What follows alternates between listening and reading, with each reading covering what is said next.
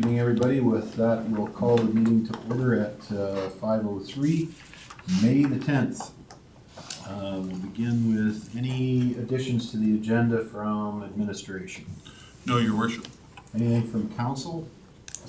I have one letter that we can add in from, just received it today from the mayor of Yellowhead County, and I think everybody's got a copy, so we can put it in under correspondence and information items. Under, is it got to be a separate one? 9.2? Correct. Put it under 9.2. That's all I have. Anything else? I'll accept the motion to Councillor Copeland. I'll move that we adopt the agenda as amended. Thank you. Any discussion? All in favor?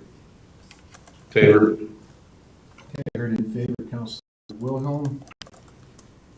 We'll move to item 3.1, adoption of the minutes of council meeting 26th April 2023. Any errors or omissions there?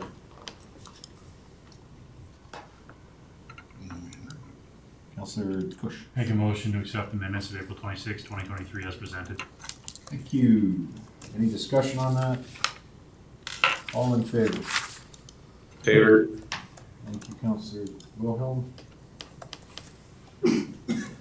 All right, the public hearings, bylaws, and delegations. We'll move to policy 6211, amended low-income benefits program, item 7.1.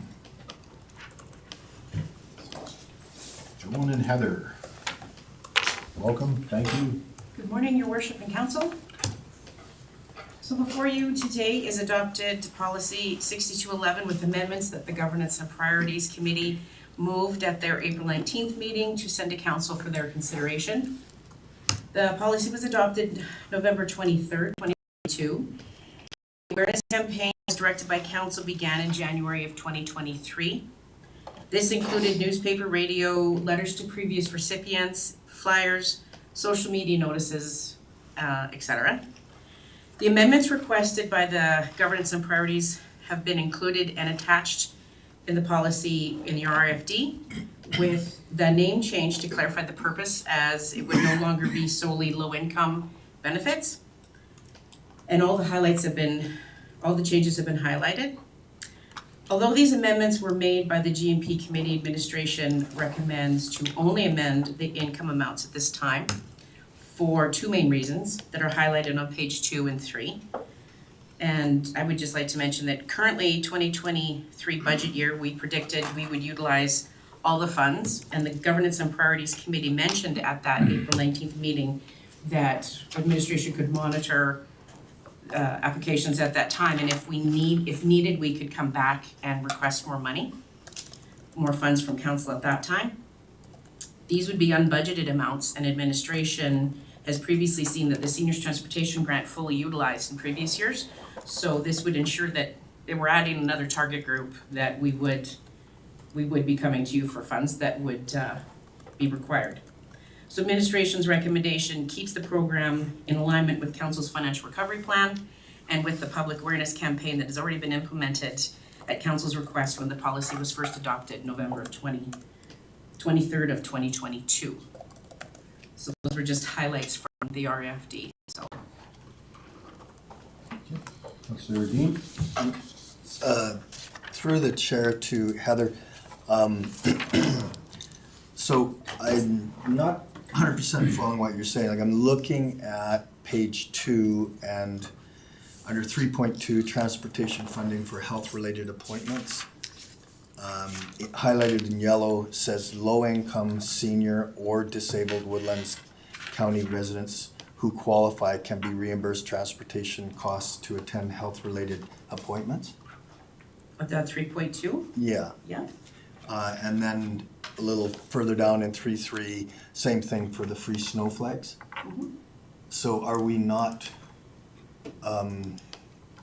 adding low-income to the existing senior by doing that?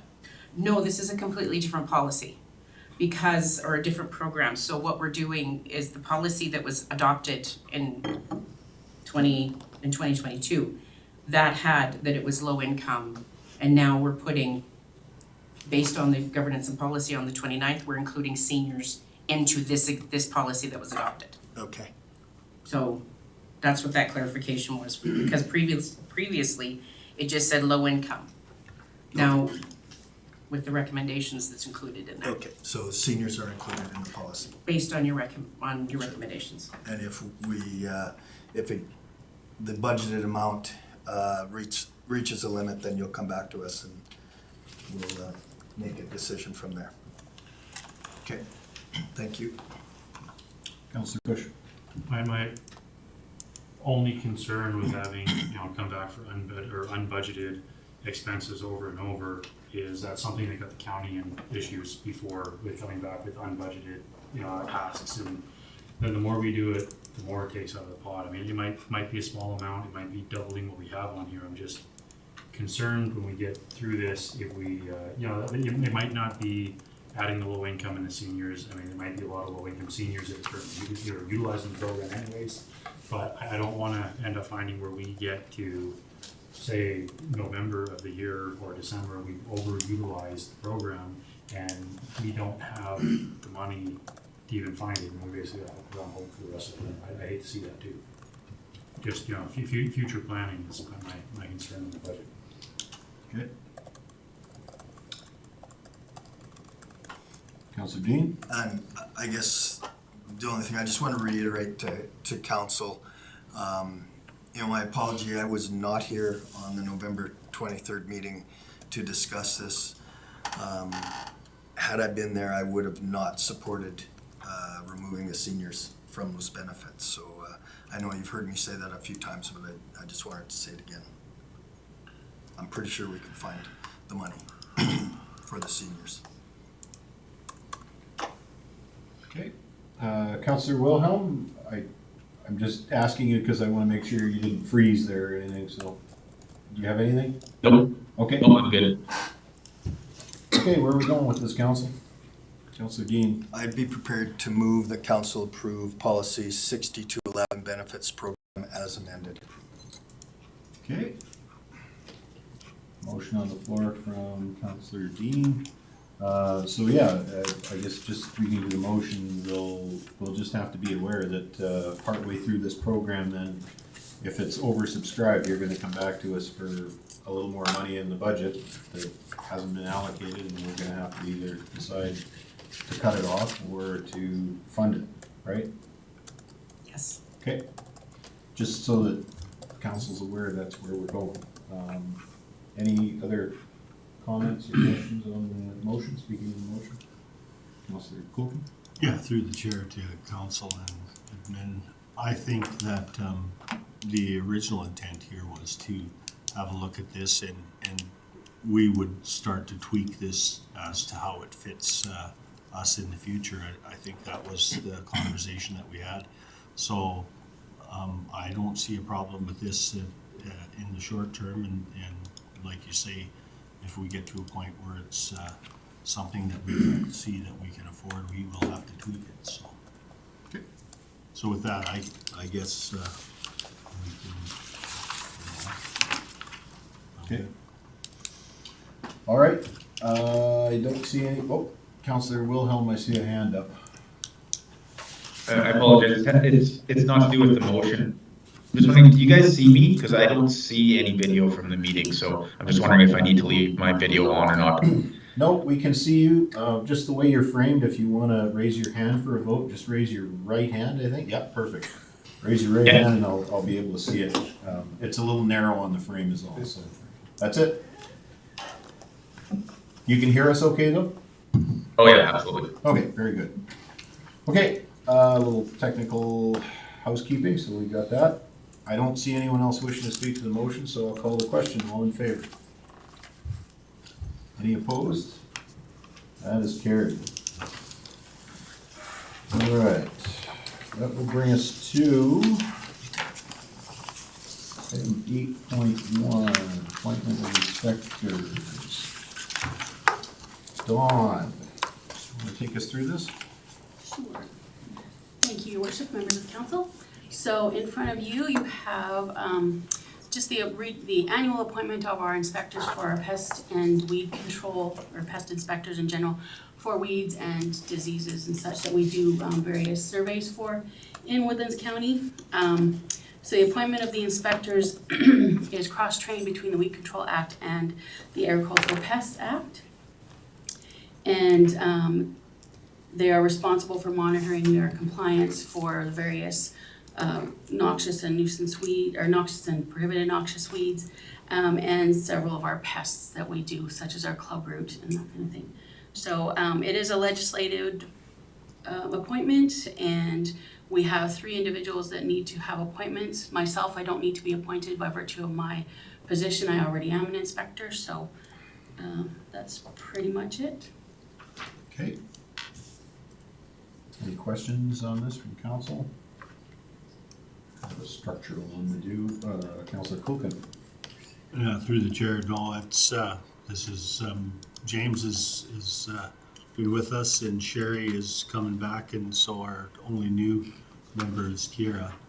And so I see no problem with any of these individuals, so I'll make a motion that council appoint James Aiken, Sherry Calhason, and Kira Kramer as municipal inspectors under the Alberta Pest Act and the Alberta Weed Control Act for Woodlands County for the season 2023. Okay, very good. Motion's accepted. Any discussion on the motion? All in favor? Any opposed? That is carried. Thank you, Dawn. Thank you. All right. Last meeting, item 8.2, last meeting we had one of our representatives step down from Community Futures Yellowhead East. And we're gonna need to fill that position. So Corinne, do you need to take us through this any further? No, not at all, Reeve. I will make a note that meetings are held every third Thursday, and typically the meetings are 3 to 4 hours in length. There are also periodic investment review committee meetings that board members who are interested in reviewing and improving can participate in, though those are not mandatory. Okay, so I sat on this committee for a year and a bit. And I have a conflict because that third Thursday, that's when I'm in the city with RMA. So that's why I stepped off in the first place. And we even talked about trying to move the date for CFYE, and I couldn't do it. So does anyone put their name forward? Councilor? No, I think it's important. I got 3 other committees that have meetings on Thursdays, Okay. and possibly 4 if ASB gets moved to Thursday also. Alder movement? Possibly Okay. around one of the councillor schedules might be easier on a Thursday, so. Councillor D?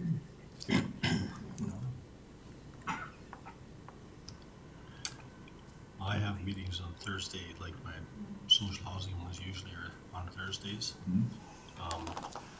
They do move them around a bit.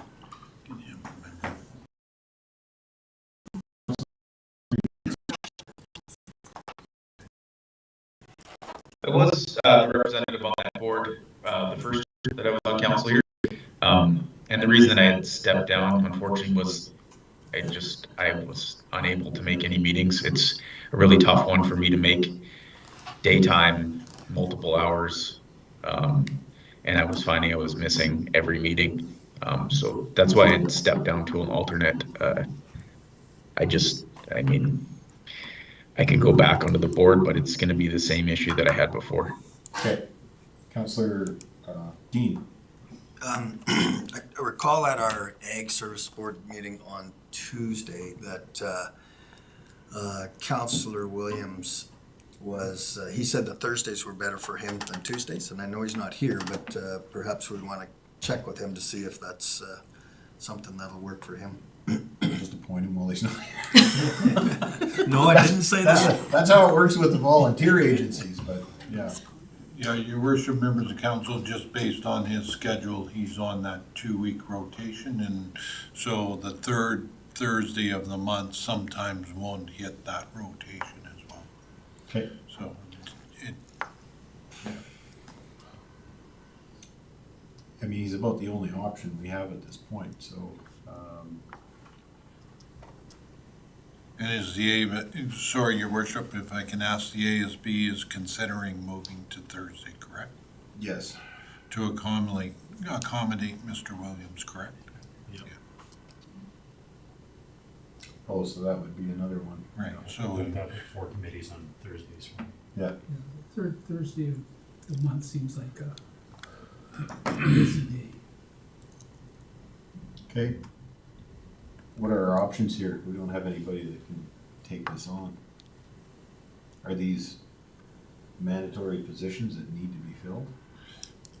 If I may, council, the Community Futures Yellowhead East is governed by a 10-member board of directors that is appointed, as those of you who've sat on it, by other councillors from the partnering municipalities. So that is the structure of their board. Administration can certainly go back to CFYE and let them know that Woodlands County is at an impasse on availability and see what the options are. Or council may choose to postpone until Councillor Williams is available to comment on his schedule. So I'll leave that to council to Well, advise. let's postpone until Councillor Williams can comment on his availability, and then we'll proceed to phase 2, unless Councillor Koken has. No, what I'll say, I'll out what I can do at Barhead and District Social Housing front, and then I'll know better next meeting as well. But I'm busy. Yeah. Well, it's Boards, so, it's busy. yeah, I'll So have a look. we make a motion to postpone this until the next meeting? that's correct. Councillor So Cook? I'll make that motion to postpone the appointment to CFYE to the next council meeting. Okay. Any discussion on that motion? All in favor? Okay, that is carried. I have Go ahead. just a quick question if I could ask.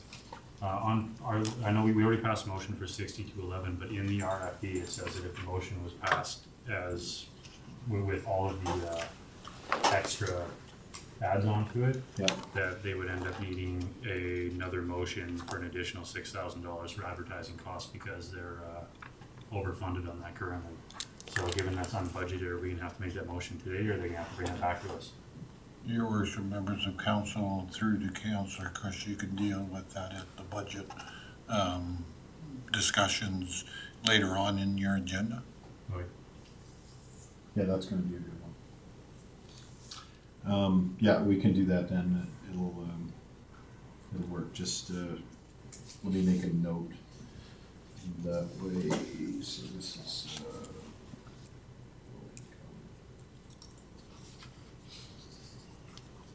thanks for pointing that out.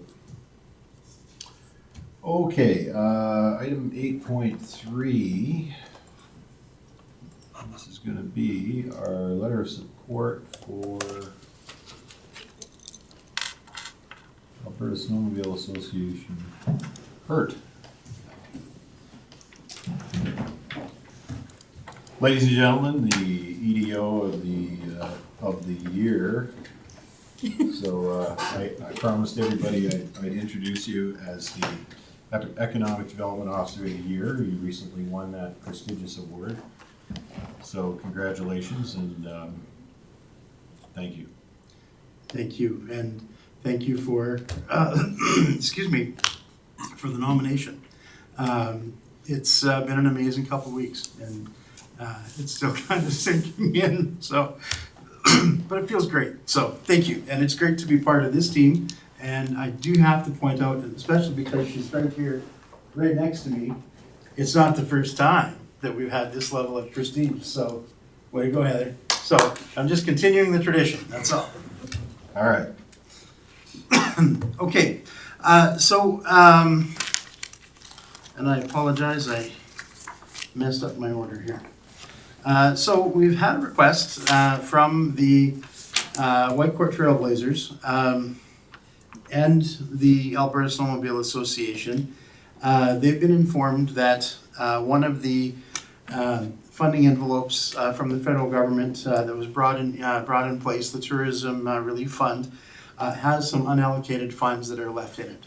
And so the ASA has been asked to apply to that fund for up to $5 million to help them to do a study and to build a bridge crossing, which would be a permanent crossing that could be used year-round over the Athabasca.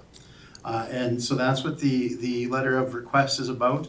On the attachment, I think they've detailed the request fairly well as the map has the location of the bridge. They don't know, of course, where this is going to go in regards to will it be successful or not, but at this point, support of Woodlands County has been requested.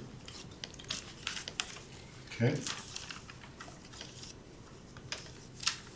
That's a big bridge. Go ahead. Motion that council provide a support letter with no financial commitment to Alberta Snowmobile Association for their tourism relief fund application for a bridge construction project over the Athabasca River.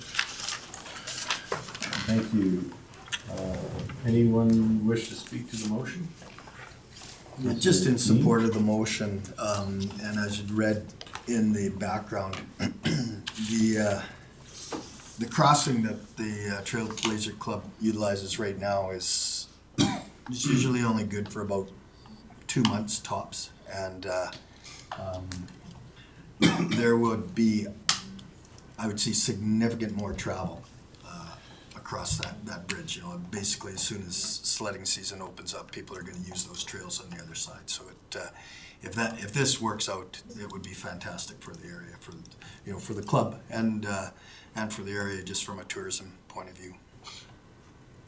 So I'm going to ask a question on this proposal.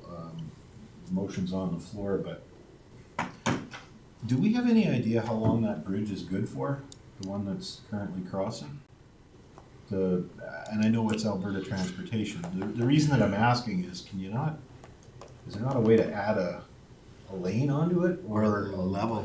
Do you know what I mean? Yes. When it's replaced or something? Correct me, your worship, and I'll direct maybe the question is, my understanding, part of that $5 million funding is actually to do a study for the best location of the bridge. So it may be part of that to say, yeah, we need to attach it beside it. Yep, fair enough. And all I'm asking is because sometimes we box ourselves into, no, this is exactly what we want, and end up applying for that. So if that's there's a planning component to it, great. So that's all I've got to say about it. Did anyone else wish to speak to the motion? All in favor? Thanks, Councilor Wilhelm. That is carried. All right. Item 8.4. This is establishing a meaningful pathway to Indigenous inclusion. Bert. Thank you very much, Reeve and council. So in putting this RFD together, we had a fair bit of collaboration internally in the administration. We've tried to include some of the best practice examples from other municipalities. So you'll see there's some documents and some information from Strathcona County attached. We know also that other municipalities have already begun the recognition of both the Indigenous Day and of the day on September 30th. And they've done that through allowing staff to have the day off to be able to contemplate and to understand and reflect. And there were a couple of our councillors that attended, as well as a number of our staff that attended the Indigenous and Cultural Awareness Training on Monday, which I'm really hoping to get some thoughts and some feedback from people on that as well. But my experience with this, and probably one of the best examples that I can give so far of how these relationships can go, is the Alexander Band has gotten very heavily involved with the Carbon Hub and with the Industrial Heartland. And they're actually one of the founding groups that are part of the Hydrogen Accelerator. And so this year, for the second year in a row at the Hydrogen Conference, they were the dancers and provided the entertainment. And they also provide a very different perspective and a very interesting reflection. The MC from Alexander made the comment that, you know, the difference in perception is that we don't own any of the resources, right? We're simply here as stewards. And so our actions, we have to think 7 generations back and 7 generations forward. And it's a significantly different way of thinking than we might normally think. And so that's just sort of one of those facets of this relationship diamond that we need to sort of be able to explore and to understand. I also had one other item that I wanted to share very quickly, and that was, again, from the training on Monday. There are 7 sacred teachings, and they have spirit animals that are involved with each, but just to list the teachings, the idea of honesty, humility, truth, excuse me, love, courage, wisdom, and respect. So all of these things come into the background and our history of helping to build these relationships. And so after, you know, some contemplation and gathering data and trying to figure out a path forward, the recommendation that's in front of you there, the subcommittee of the Reeve and Deputy Reeve with the intent of defining a meaningful pathway to further Indigenous inclusion and to strengthen relationships. And that's because before we embark on the journey, we have to really understand the why. And so I think that's where it needs to start at the highest level of council, so that from that then we can build, so we can, excuse me, so that we can recognize and educate. And with that, I'll ask if there's anyone that has thoughts or comments from Monday. Councilor Dean?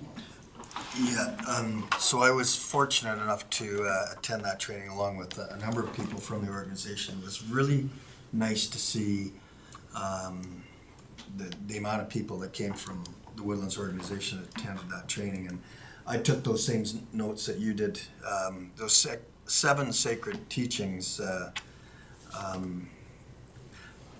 as Bert said, it just provides an opportunity to think differently about situations and to understand that the path that I've been on for the last 60 years is a path, but it's not the only path.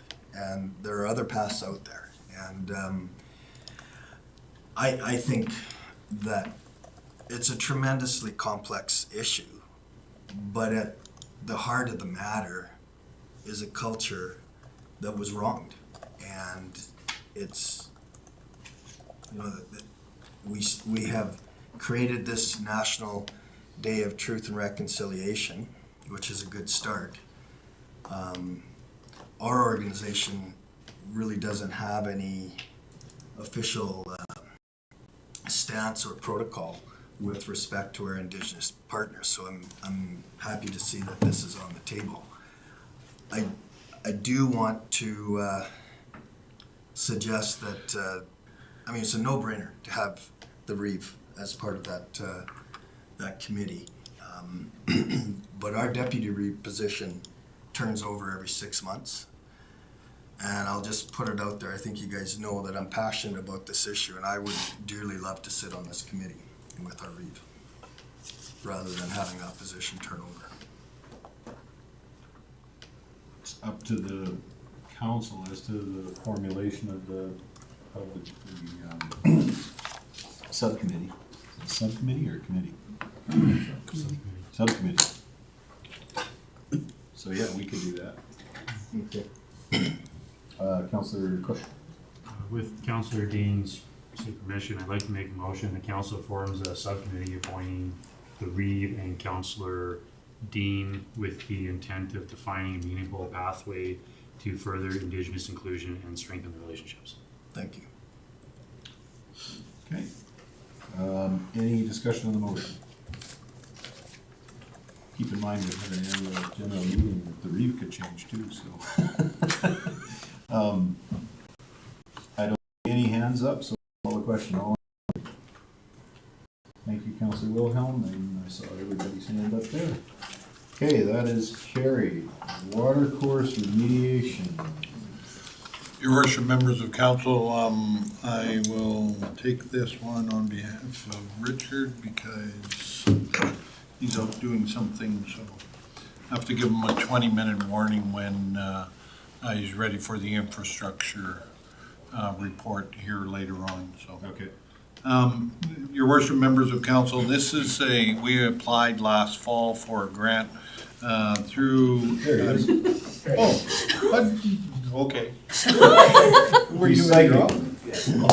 All right, stand down. Okay. Mr. Frank, go ahead, Richard. Okay, your worship and members of council, I am presenting this on behalf of Andre, as he isn't here.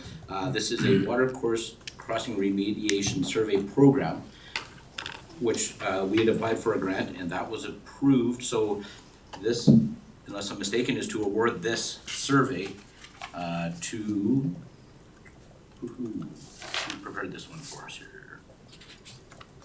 Woodlands North. They were the ones that actually put together this program with the government, establishing it, and then they sent in the application on our behalf. So we are recommending that they are awarded to carry this survey out on our behalf. Okay, and just the Cole's notes on this again is we kind of do a pre-study on the water courses so that if we do have to do a crossing or a bridge replacement or something like that, we've already got that portion of it done and we keep trucking. It kind of streamlines our process. Is that ringing a bell? Am I getting that right? Yeah, from what I've seen here, it's actually anywhere there's road crossings, which is where we're coming into play for anything that may have these habitats that could risk them. That's the survey they'll be researching there, or studying the road crossings. And then from that, we'll know where we have issues, which would be the next step of that program. Okay. All right, any discussion from council? Questions?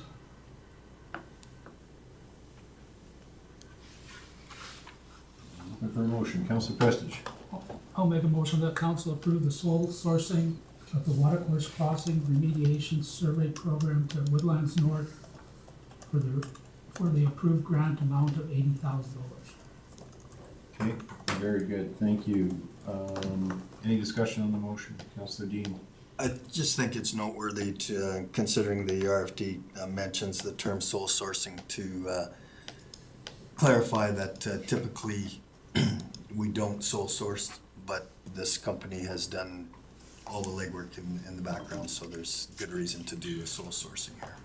Yeah, your worship, members of council, as well as the company works very closely with Alberta Environment on this, and they're the, one of the consultant experts that works with Alberta Environment. Okay.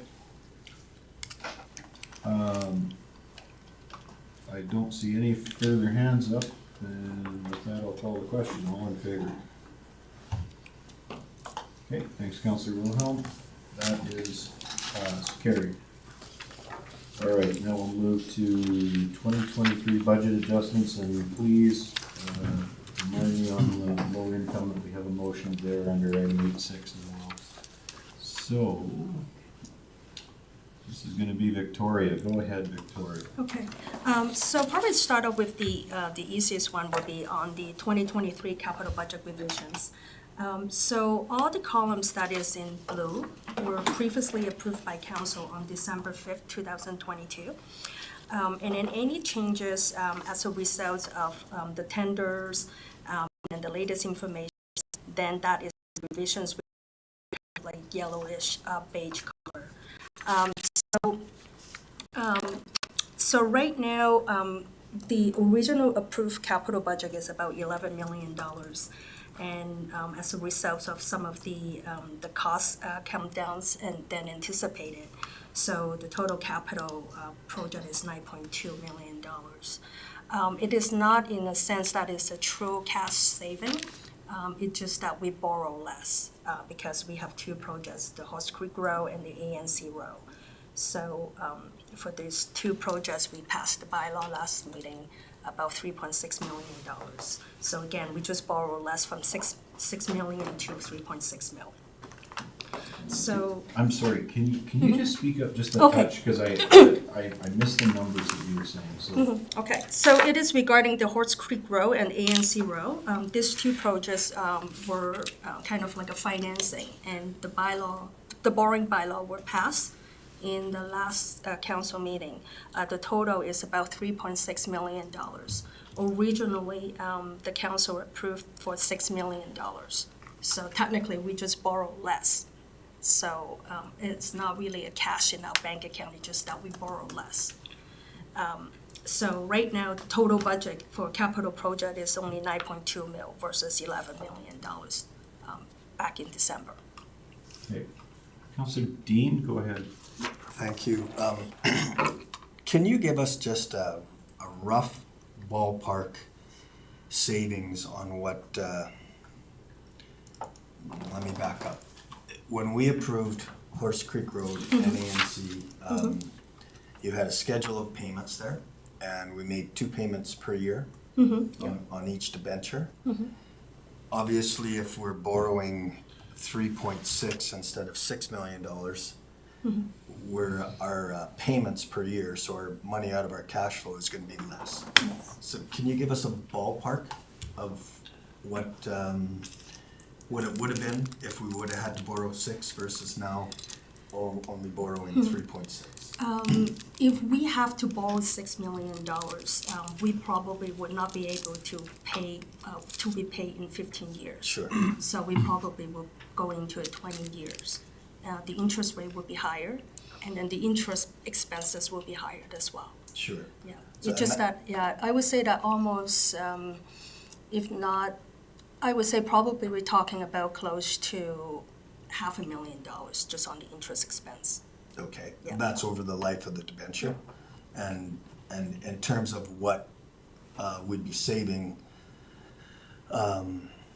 per year in payments, so if we're borrowing 6, we're gonna make $300,000 in payment. If we're borrowing 3.5, we're gonna. We're probably talking about double, if we stay with the 15 years. Sure. Okay. Schedules. Okay, so, yeah, good, thank you. So a significant positive to our Yes. cash flow. Yes. Thanks.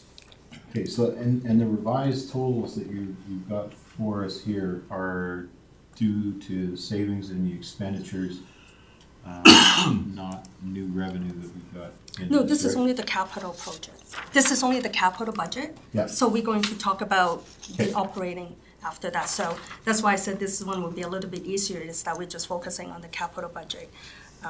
And then, of course, the amounts will vary depending on any future tenders coming in. Your worship, we've added no new projects, we just adjusted based on the actual expenditures that have occurred to date. Yeah, That 'cause has we- been approved by council. Right, because I know those bids, we thought they were gonna be higher than they were, and they came in quite reasonable. Right. So, yeah, okay. Okay. Sorry, go ahead with the Yep, next. so portion. if there's no other further questions, then I can move towards to the next one, is the summary of operating budget revisions. Let me just double check with Councillor Wilhelm online. Are you, do you have any questions, Councillor Wilhelm? Yeah, so I'm just switching back and forth here. It's tough to manage with, and my internet's really bad here too as well. But I did have a quick question. So I guess it's procedurally, in this situation where I'm looking at the capital budget and the adjustments made because of revisions because of the bids coming in much lower than what we had budgeted for, it's looking like 1.7 million is the difference. So we will have unallocated capital funds in our budget, correct? What do we do with that funding? Does it stay, as a council, do we move that into reserves, or do we look to do other capital projects with that? Yeah, so the 1.76, I'm gonna try and go with this one, but this just means we're not borrowing as much. Okay. Because this was the two funded projects that came in under what we had expected were supposed to be debentures. And once we got the funding and did the borrowing bylaw and everything, we don't have 1.76 in cash, we borrowed 1.76 less in credit. Oh, okay. If did Okay, I? and, Yes, okay. and she did say that, I just didn't put properly in my brain, thank you. Okay. Good for capital side? All right, Okay. go ahead. Okay, so then on the operating side, so in terms of the calculations of the additional property revenue tax, it is shown in the RFD as the background. So based on, if we are proceeding a 3% increase as per our financial recovery plan, we are anticipating proposed tax levy about $24 million. And that is about $2 million more than we anticipated or originally budgeted. And then that is, of course, as a result of the inflationary increase in the assessments. Okay. Any question? I've got one here because this terminology drives me up the wall, so I'll see if I can precisely bring this across. Okay. Do you want me to go through that, or you want? Yeah, let's Okay. go through the whole thing here and then, Okay. and then I'll, So then I kind of break it up by the revenue. So as you see that some of the revenues is some of the grant funding that we receive. For instance, the fire services training program. Sorry. Yep. And then the water crossing programs. So those are the things that you will see that corresponding expenditures down below. But the thing that I want to bring the attention is the PERC, the Education Requisition Credit.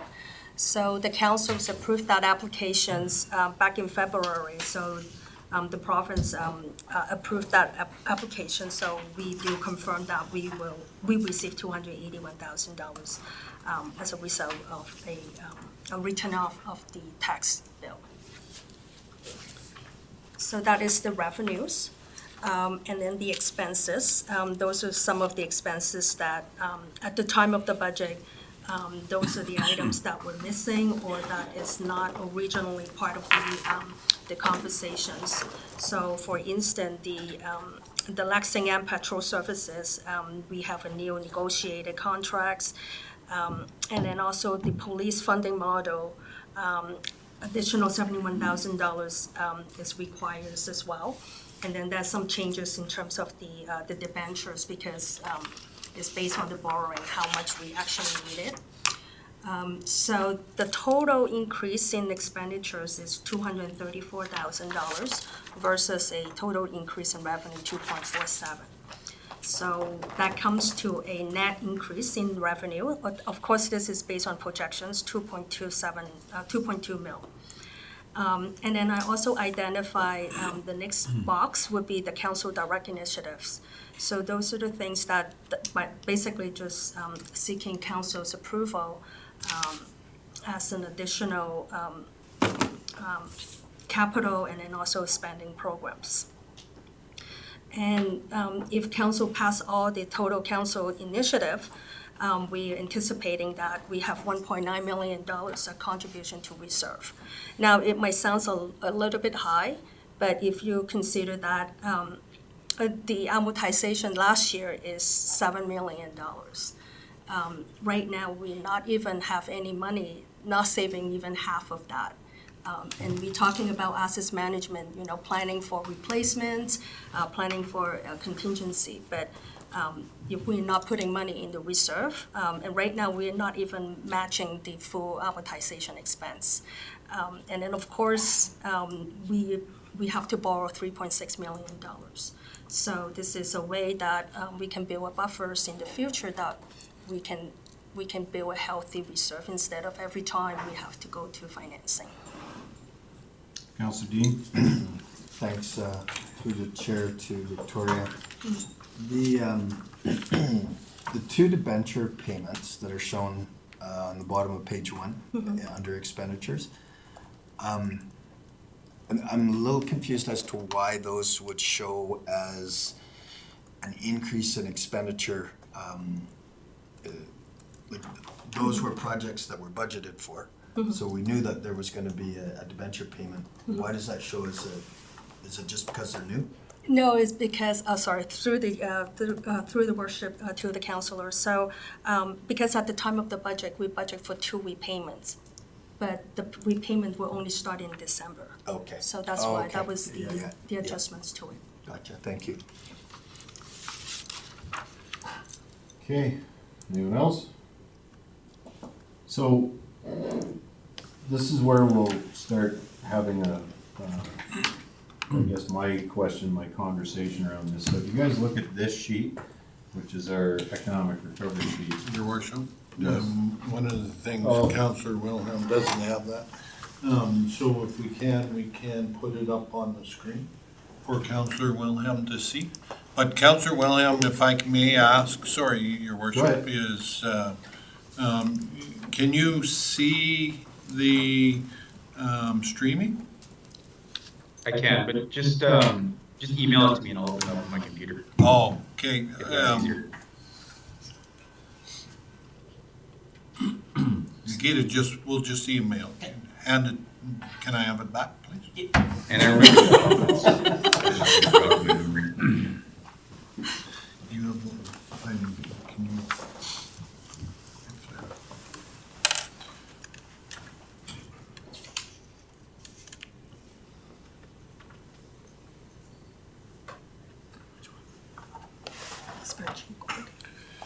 I think it's the PDF one, I think it is. Go down. I just texted it to you, Jer. Perfect. It sounds good. You guys can get started. I'm pretty familiar with the doc. I'll just review it when it comes in. So, I guess this is where I wanna have a good conversation around tax policy and it's tricky because we're gonna have it now, where we've got to set the tax rate on the 17th of May, or by the 17th of May. But, I want everybody to be aware, so. Yeah. If you go back in the history, what we were doing was basically not touching the tax rate or the mill rate and relying on an assessment.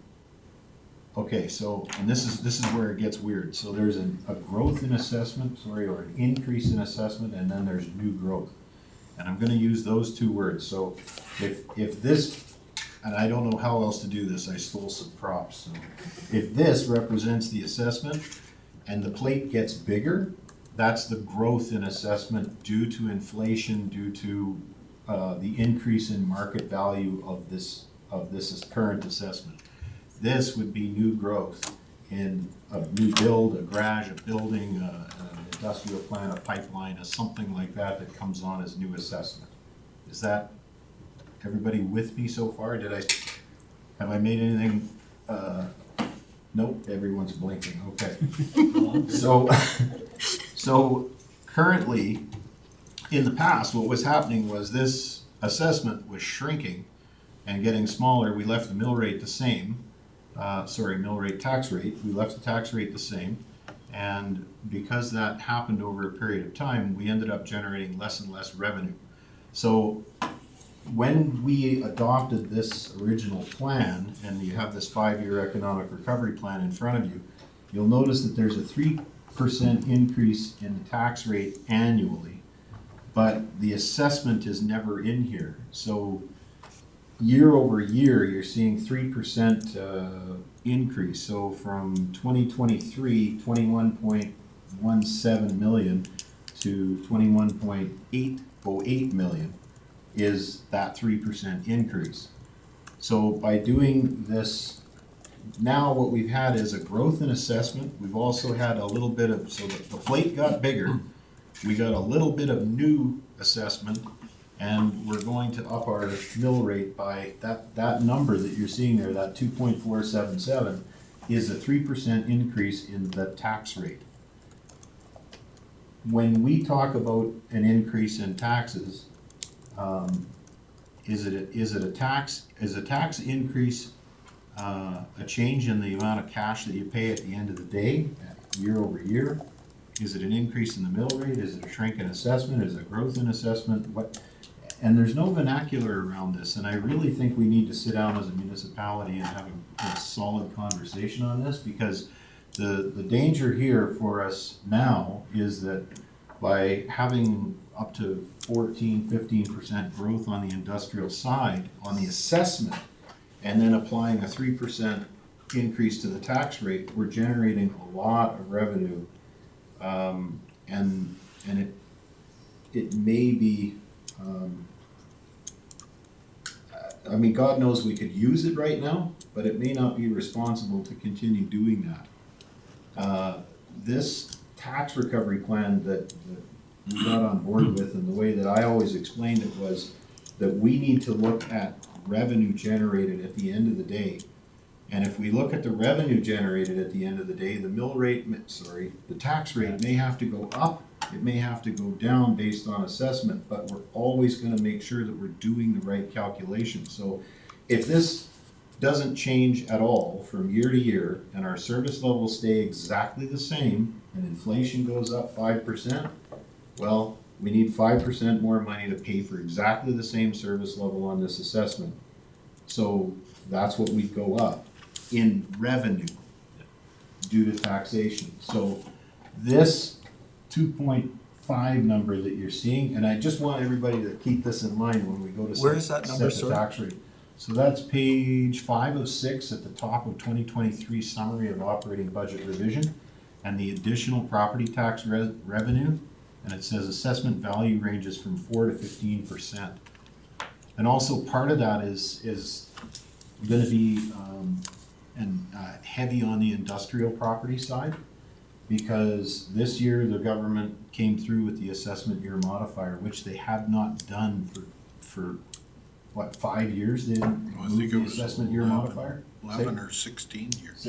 That long? It's been 2011. Yeah, it's been a long time. And I remember we had conversations around the assessment year modifier, and it's like we were waiting for, council the day at the time was waiting for somebody to kind of make up more assessment for us so we could generate more revenue. And it's really not their responsibility to look after that, it's ours. It's ours to make sure that we are spending within a budget. Now, as Victoria pointed out, we're still probably 4 or 5 million short on the infrastructure side, so we need to continue to go up. But if you look back year over year, you want to talk about where this went off the rails, that's part of it, is because we kind of took our hands off the wheel. So that's the conversation that we need to have around this tax rate. And again, when you talk about assessment growth, new assessment, and what was our terminology, Mr. Frank? New assessment, assessment growth, and assessment increase due to market or something like that. So there's all these undefined terms that are floating around out there that, and I've had this conversation with other municipalities, and everybody uses different terms. And if we don't nail this down as a council, I think we're going to be in trouble, because we can't. It's like trying to speak English and French to each other. It just doesn't work. So I would really like to make sure that before the next, we're going to set a mill rate, but I want people to know this prior to the next special meeting where we're going, and start looking and thinking about this. Then we'll have to, past that, we're going to have a conversation on, how do we set this rate, and how do we observe this, and do we set a tax policy that rates this all out so we don't wind up in this mess again. So that's all. Did any of that make sense from a financial perspective? Yes. Okay. Yep. And one more thing on your workshop is that, as you mentioned about the total assessment value, throughout the year, the province will send us the latest revisions based on the results of the appeals. We were notified that that would be an $8 million decrease or reductions in one of the DIP properties. So when we're talking about $8 million, that results about $100,000 revenue decrease. So the amount could vary significantly depending on the assessment value, which we did not have any control. So right now, we base the numbers based on the latest official numbers from the province. So they changed that, because they, Yeah. when we had the presentation from the assessors, they said that we were gonna see it, so now they've already reversed it? Yep, they already sent us a notice that $8 million in reductions in one of the DIP property. Oh, In one of them. Yep. I think I know the one we're talking about, okay. And then from, just for a point of reference, if we are using an average $380,000 property assessment for residentials, the proposed increased tax rate, we sell about $100 additional tax. So Right. just kind of like a points of reference in terms of the impact to the individuals or typical ratepayers. Yeah, and another one that, just because we have new council as well, and I don't know when the 5-to-1 came in, so you might not be aware of it, but there is a 5-to-1 cap on the industrial over the residential, so. And where are we at with that? 6 years ago. We had to be in compliance this year. Yeah, we're good. We're good. Yeah, we're in.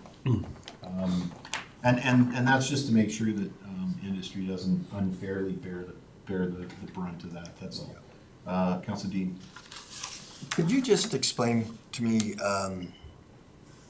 the difference in your terminology between tax rate and mill rate? So, So there is no difference because mill rate, it used to be mill rate.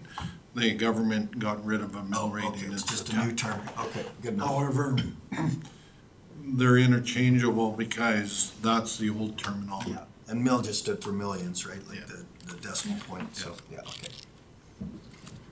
yeah, exactly. And all I'm trying to do is make sure I get the right terminology, because as a pilot, I just got used to line up and wait instead of going to position.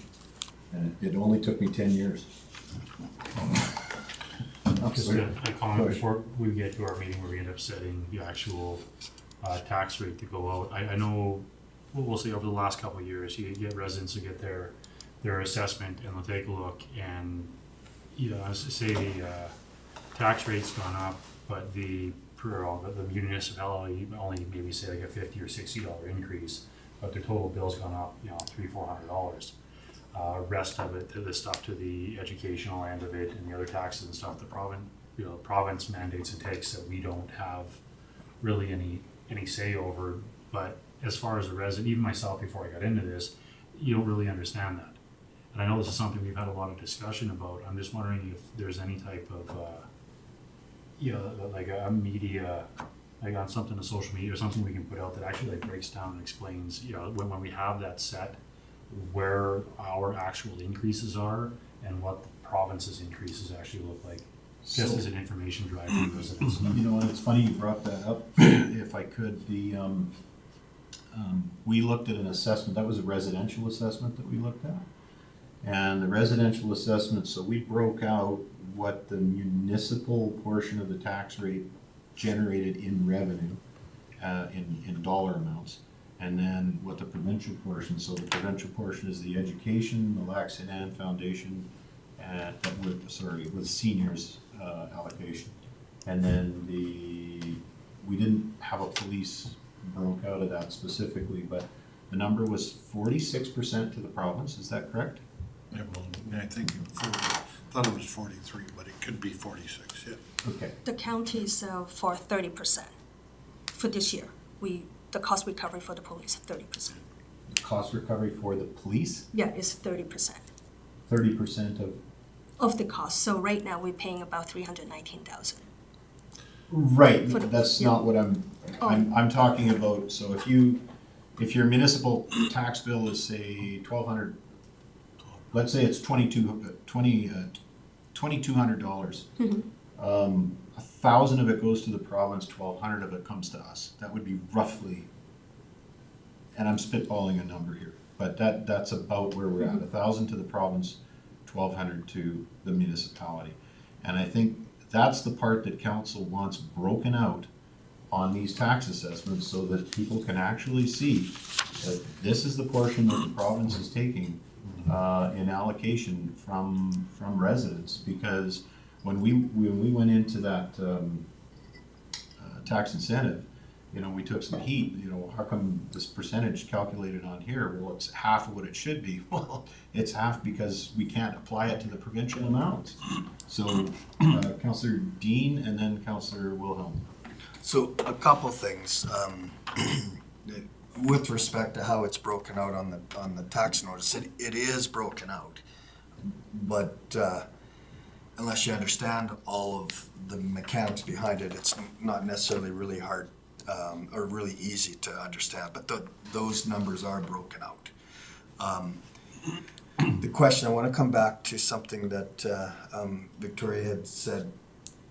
So if we stay with you know, the numbers as shown, you said that there would be about, on a $380,000 assessment, there'd be about $100 increase. Now, is that just the municipal? Just the municipal. Okay, so the provincial, there'd be a zero interest or a zero increase? I did not do the calculation because it's kind of out of our control. They determine the rates, so Okay, do we, I can do that if that is something the okay, council. because again, you know, so we're raising one side, but if it gets raised in the other, the bottom line for the resident is that they see one number. And your worship, at your special council meeting, all this information with examples will be provided to council before you set the tax rate, so you understand the full impact. Yeah, and again, I just wanted to have this conversation ahead of time so that everybody gets, it's hard to figure this out, and I apologize for the crude props here, but I don't know how else to represent it, so. No, it made sense. Yeah, But it makes just- perfect Can I sense. do Councillor Wilhelm? He's got his hand up, and then I'll come back to you, Councillor Dean. I just wanted to check real quick, is my internet working okay? Yep, you're clear as a bell. Go ahead. Okay, excellent. With regards to the comments of the last couple of councillors that were talking, I wonder if we want to, as a council, take a look at that tax assessment form and do a review of the information on it. I know before I had an understanding of how everything worked, much like everyone else who's on council now.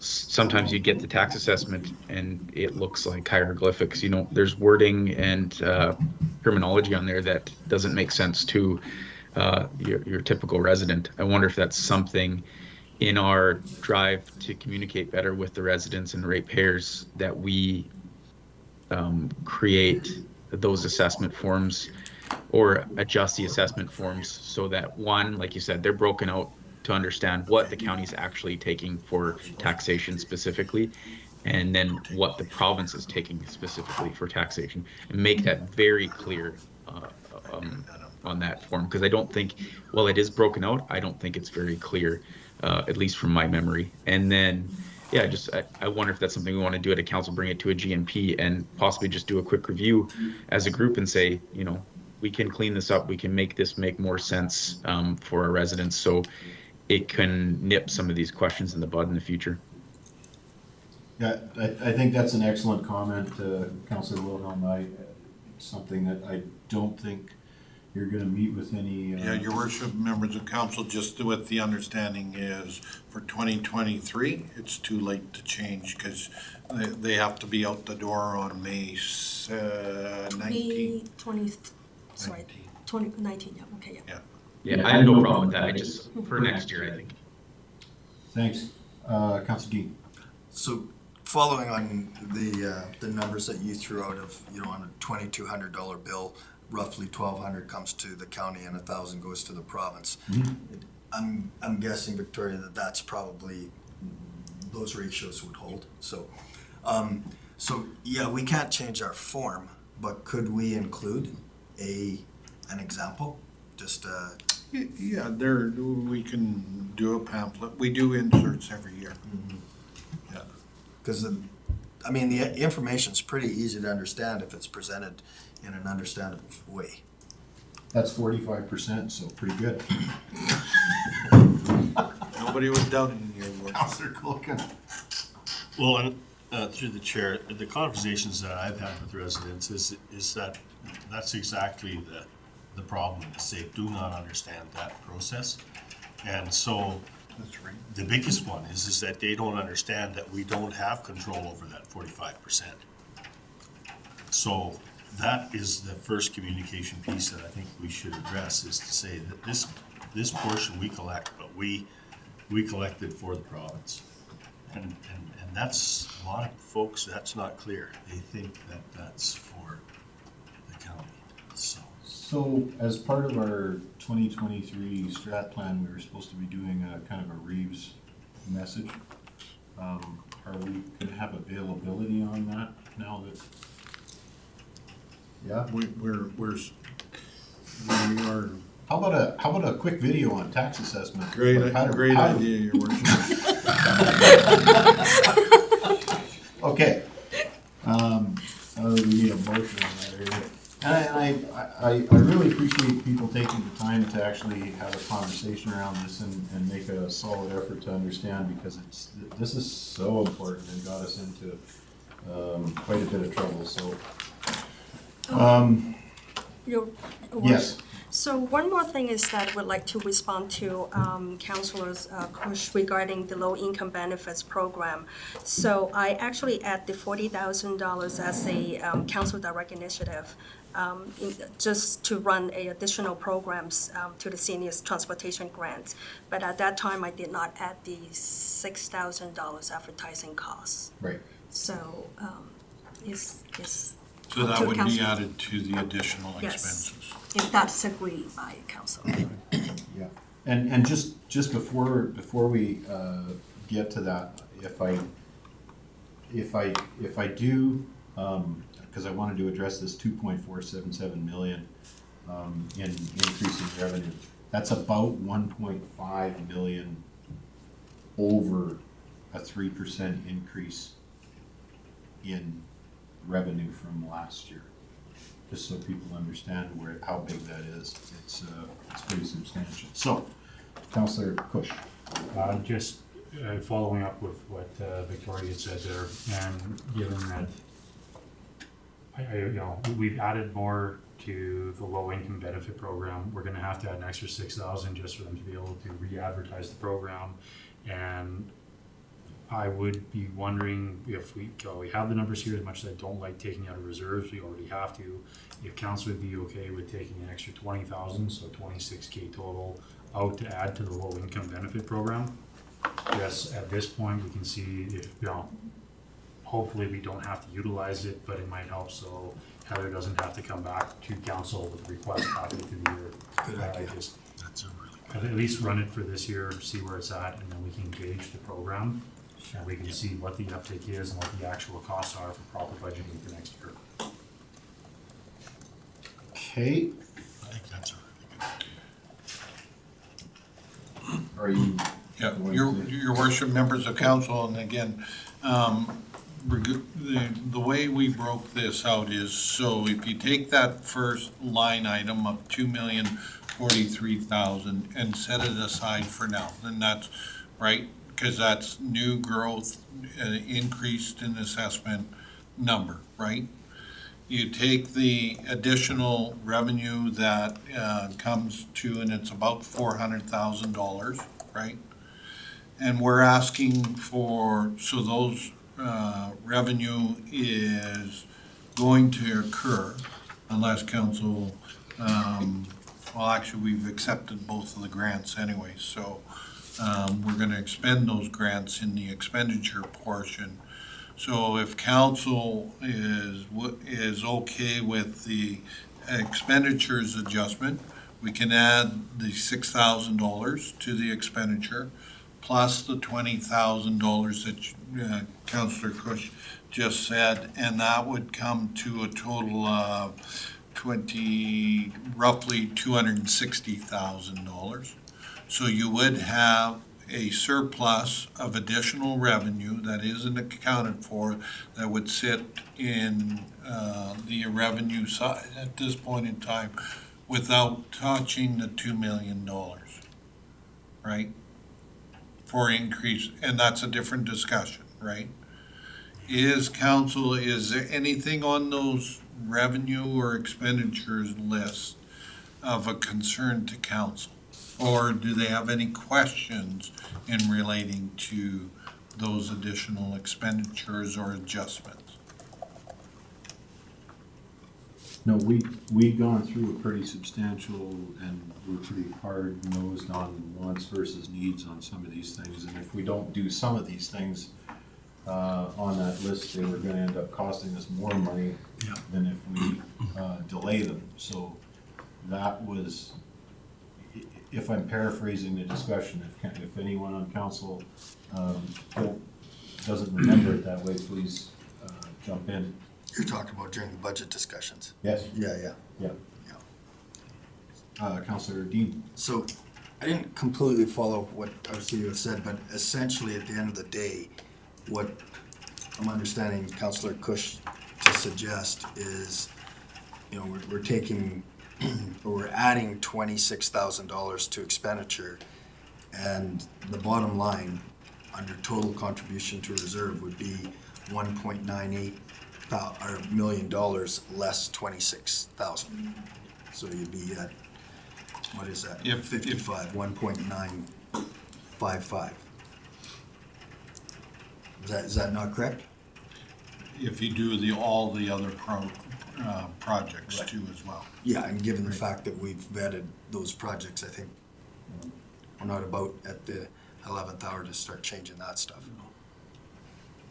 There are additional projects that we're asking council to consider that are new. And that's why we broke it apart, right? So that's the only, I don't want to mislead council to say, right, they're given projects, right? Those are projects that we believe that have merit for consideration for council. If you go with the previous route, right, of the. So I just want to make sure, so that 2.275 million that is at the top under increase in revenue. Yeah. That 1.98 contribution to reserve, that's under the old formula, or is it using that 2.275 number? So, Your Worship, so the net impact, the increase in revenue, 2.275, Yeah. minus the total council initiative, if approved by council, then that equals to the total contribution to reserve. So that assumes that we're gonna set Assume, that tax yes. rate. So, Yep. and if my math is right, and I say we're $1 million over, so that's really 1.275. So our contribution to reserve would be, well,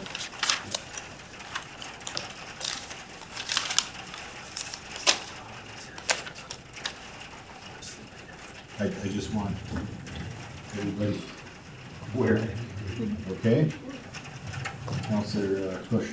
I want to make a motion, the council approves the 2023 budget adjustments to both the 2023 operating budget and capital budget with the addition of another $26,000 for policy 6211.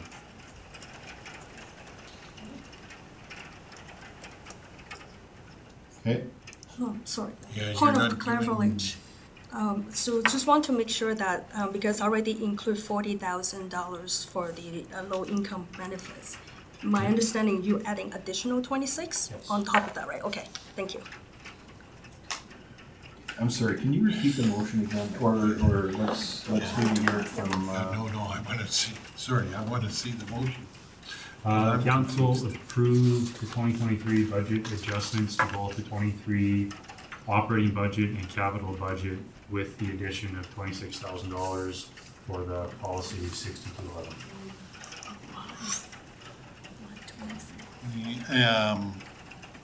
Unless you want a different wording than that. Sorry. you want a separate motion?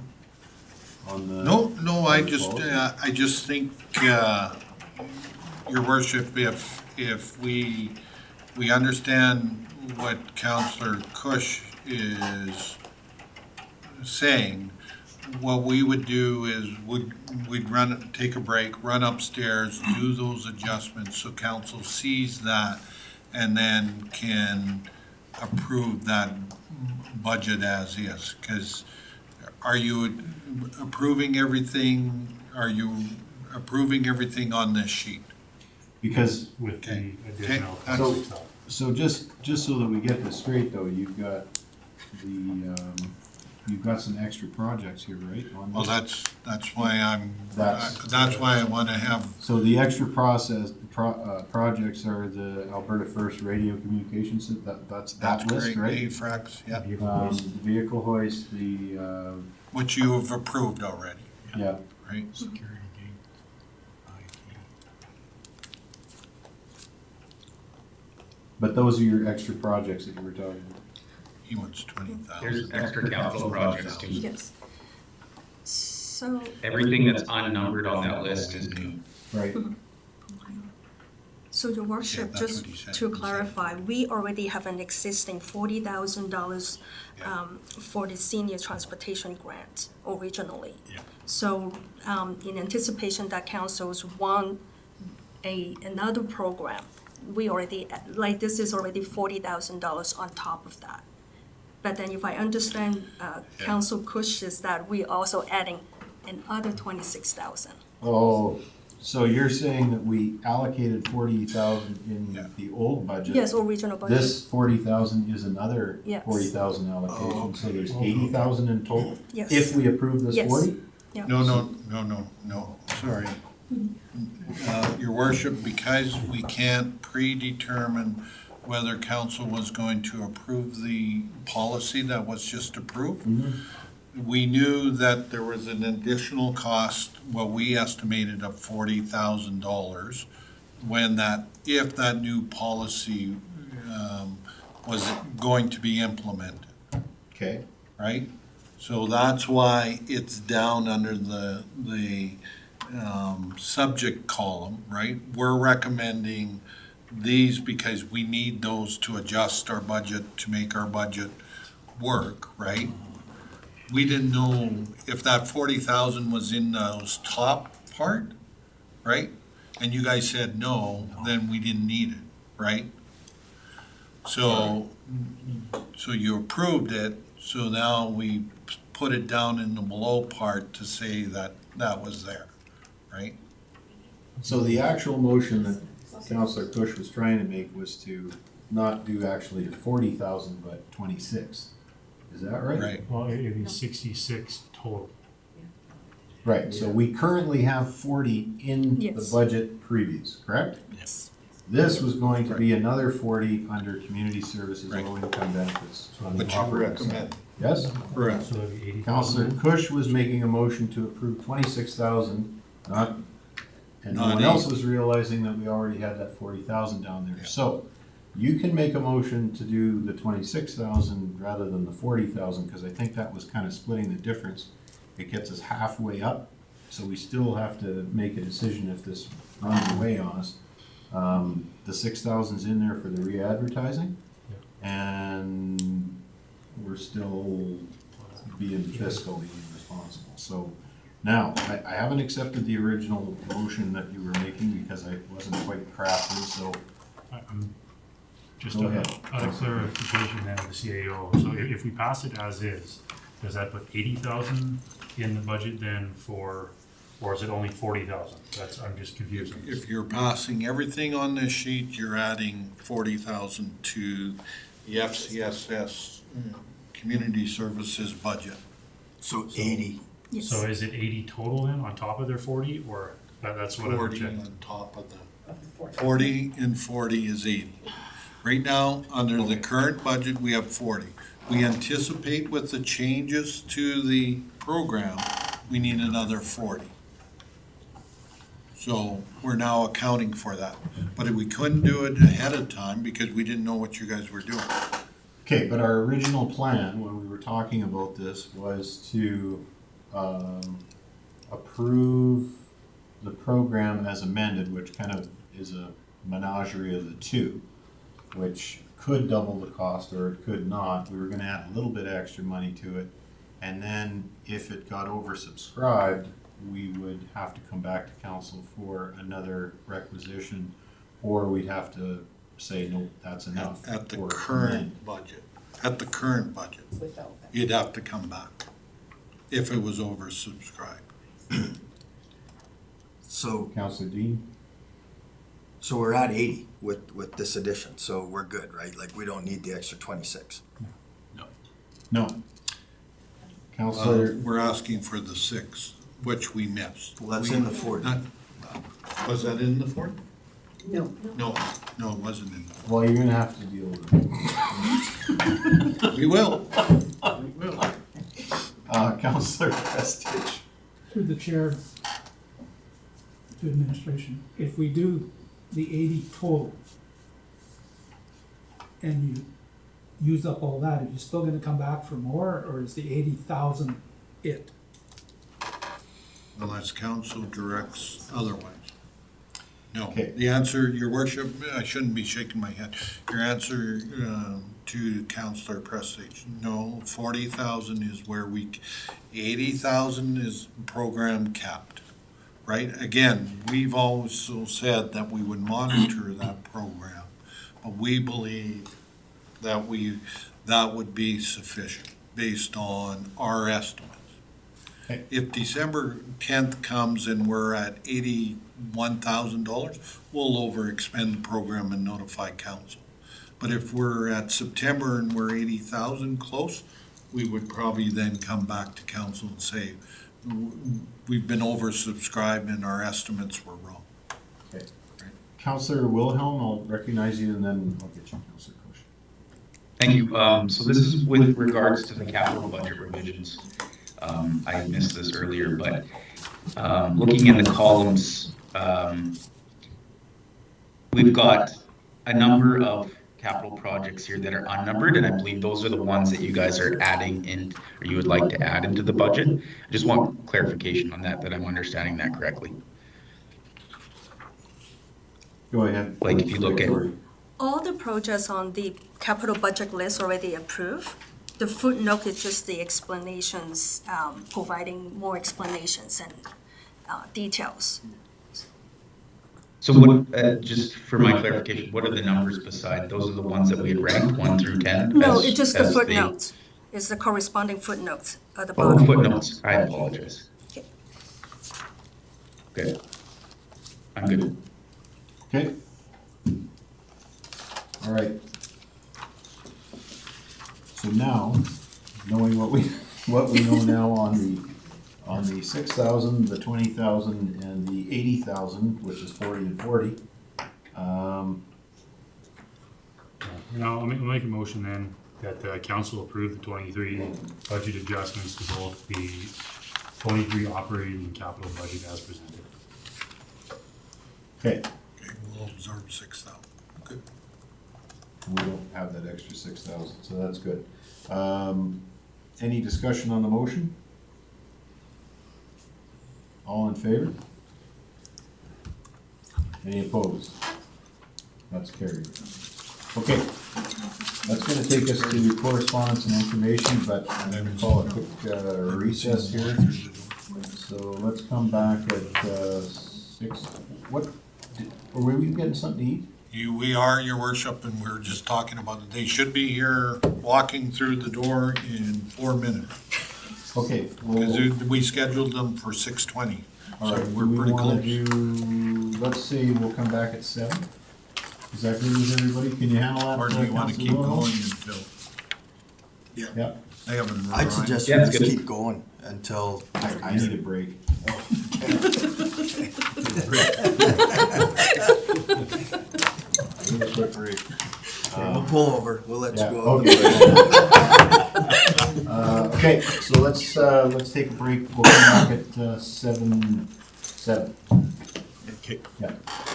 Councilor.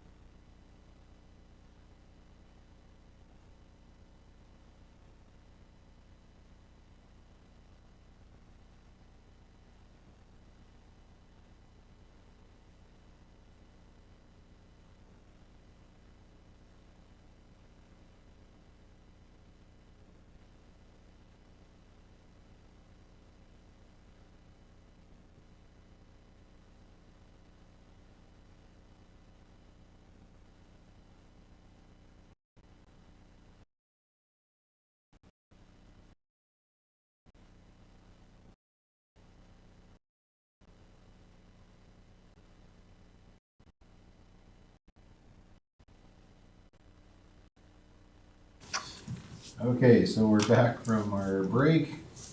It is 7:07. And we will proceed to item 9.1. Oh, Counselor Wilhelm, are you with us? There he is. You can hear us? Yep, okay, good. 9.1, correspondence and information items. Anyone have anything they want to bring forward? If not, I'll accept the motion. That's 9.2. Counselor Colkin. I will make the motion that we accept the information items as information. Thank you. Any discussion? All in favor? That is carried. Okay, and then item 9.2, and this is the letter from Mayor Wade Williams over in Yellowhead. Does everyone have a copy of this? Yes? Yeah. Or I read the electronic copy. Okay, Thank you. perfect. So, yeah, there's just a request here, and I think since they're a neighbor and we've got a state of emergency and then all the rest of it, it's just common courtesy to put this forward to council and see what council has to say about it. Any thoughts? Councillor Kush? No, I agree with his comments. There's too many people that are, removed from their homes. There's a lot of people out of their communities. There's a lot of, people's minds are everywhere else besides the election right now. I think it would be pertinent for the province to, postpone the election for a couple months and let everything settle down and get where people are at least back at home and have centers in their areas they can vote at before we look at doing an election. Okay. Councillor Dean?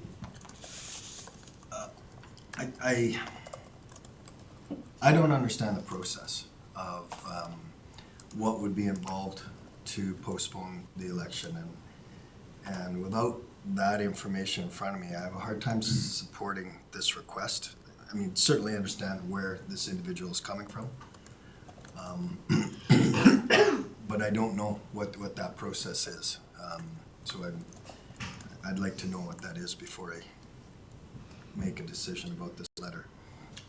Rin, you're diligently typing. Would you have any ideas on a request like that? Whether it's Governor General of Alberta or Elections Alberta? I or- can't speak to the process. I can't, I just don't know. Your Worship, my understanding is the chief elected officer it determines whether or not there's a need to postpone, and then he goes to the courts to get it ratified. So that was the news article yesterday. Oh, so there was yeah. Yeah. After the mayor of Yellowhead was on. So that's the chief electoral officer? Yeah, yeah. Okay. And I'll just quickly, Councillor Dean, sorry, you were, Well, I just, our CAO said that the chief electoral officer would go to the courts. What, is that a perfunctory thing, or is that a judge making a decision? yeah, that's my understanding. He has to, I'm just quickly looking it up here to see if I can.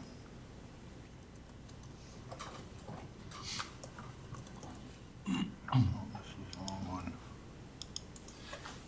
one. Your Worship, I guess the question is, you have a special meeting on next Wednesday, and maybe we can provide you with additional information, and okay.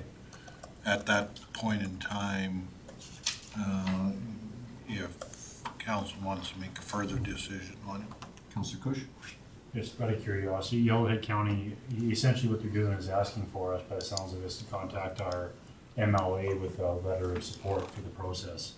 I don't see any harm in sending a letter of support for the process. It's not that changing the process is our decision. It goes to the MLA. If there's not pressure of the MLAs to bring it ahead, then it goes from there. But all that they're asking at this point is to contact our MLAs and try to get the message across. And I don't see any problem right now making a decision to send a letter to our MLAs with our concerns, you know, or even just saying that we agree with the letter from Yellowhead County and forwarding it on. I don't see how that could hurt. Okay. Councilor Dean? And with all due respect, I disagree because I don't know what the process is. If the process is just a rubber stamp, then I'd have no problem supporting it, but I don't know what the process is, so I wouldn't want to write a letter when I don't know what is behind it. I'm not sure what's involved. I think what Councillor Cush is trying to say is just that what the mayor of Yellowhead's asking for is that we contact the MLAs to get the message out. That's the request. But his message is to postpone the election. Yeah. And that's what I'm not comfortable having that conversation with an MLA when I don't know what steps they have to take to postpone and reenact, et cetera. Yeah, and that's I guess that's the issue is, you know, time is of the essence. So, you know, we might be able to follow up with this in a way that we write a letter to the MLA and maybe even the opposition as well, and then we've got some support there. I don't know that this is going to make. I don't know that this is going to work or not. All I know is that the time is so short right now, and we've been really lucky, but the reality is we're one wind shift away from being one of the unluckies, and weather and everything else right now. And the Premier herself has said that the firefighting is probably going to continue for another month with out of control fires. So I don't see the state of emergency going away anytime soon. Councillor Cush? I actually want to make a motion that we draft letters to our MLAs and to the opposition in support of the letter sent to us from Yellowhead County. Okay. I'll accept that motion. Councillor Wilhelm, do you want to speak to the motion? Yeah, I appreciate what the mayor of Yellowhead County is trying to do here. But this election is very costly for Alberta, and how many voters have been displaced by the fires? So 1%, 2% of the total population of Alberta. I appreciate it's a hardship on those residents. I think what the government of Alberta should be looking towards and spending their effort on is to ensuring that those displaced residents have a place to vote, not to delay an election even further than it needs to be delayed, because all that's going to do is just cost more money, take more money away from the what the government of Alberta is trying to accomplish, and delay the inevitable. We need this election to happen so that we can move forward as a province. I appreciate what he's trying to say, but he's literally saying, at this time, we ask you to postpone this election and form a non-partisan collaborative government for the better of all Albertans. It's just not reasonable. The wording is kind of silly. Okay.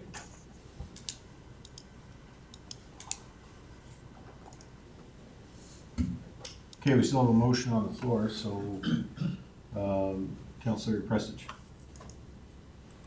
Through the chair, I don't know if sending it to the MLAs is the place to send it if we do send one. I think it'd be better to send it to the chief. What do you call him? Chief Electoral Office. Yeah. Do you want to accept a friendly amendment then? I'll accept this as a friendly amendment. Okay, so just so I get this right, Chief Electoral Officer, the MLA. Any opposition? Councillor Dean? So his bottom sentence says he's calling on all Albertans, all mayors and reeves across Alberta to contact your MLAs to help me get this message out. So are we supporting this letter, or are we doing something different?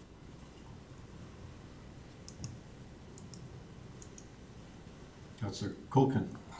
Yeah, and that was exactly the vein I was going to go down. I think that, you know, by sending the message that, you know, we're not happy with the situation, probably a lot more, would be a lot more effective, because exactly like, I don't think anything's gonna change.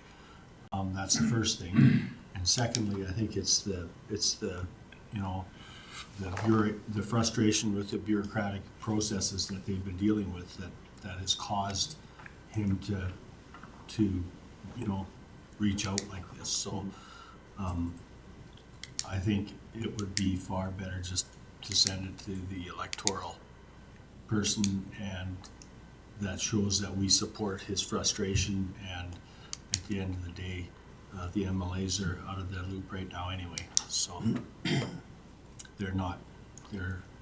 it's a dysfunctional, they're not functioning as a government right now, so. Okay. Still have a motion on the floor with a friendly amendment to go to MLA, opposition, and chief electoral officer. So if there's a further amendment or somebody wants to make another amendment, I'll accept it. If not, I think everybody spoke, so I'll call the question. Okay, I'll call the question. All in favor? And opposed? So we have a tie, and a tie is a defeat. Okay.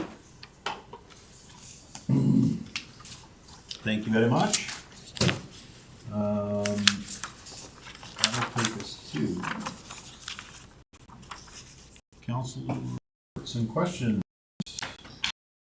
Let's start online first, just in case we have, since we have a direction, we'll let you, Councilor Wilhelm. Yeah, it's great. Mine will be super quick. As everybody knows, I'm on the road, and I have been on the road for almost 3 weeks now, so I don't have a whole lot to follow up on. I haven't been to any committee meetings or anything, so other than I can't wait to get home. I'll be back on Friday, finally get back to regular life, and get back to some committee meetings and move forward in that direction. So that's all I have. Okay, thanks, Councilor Wilhelm. Any questions to Councilor Wilhelm? All right. Councilor Dean.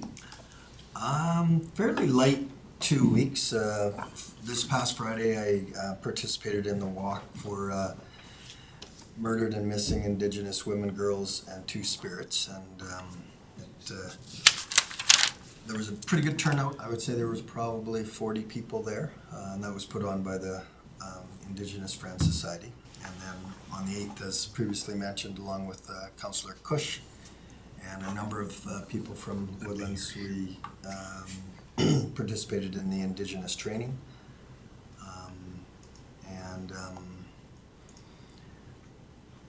I can say that that was extremely impactful. The talking stick, as that talking stick made its way around the circle, and there was a real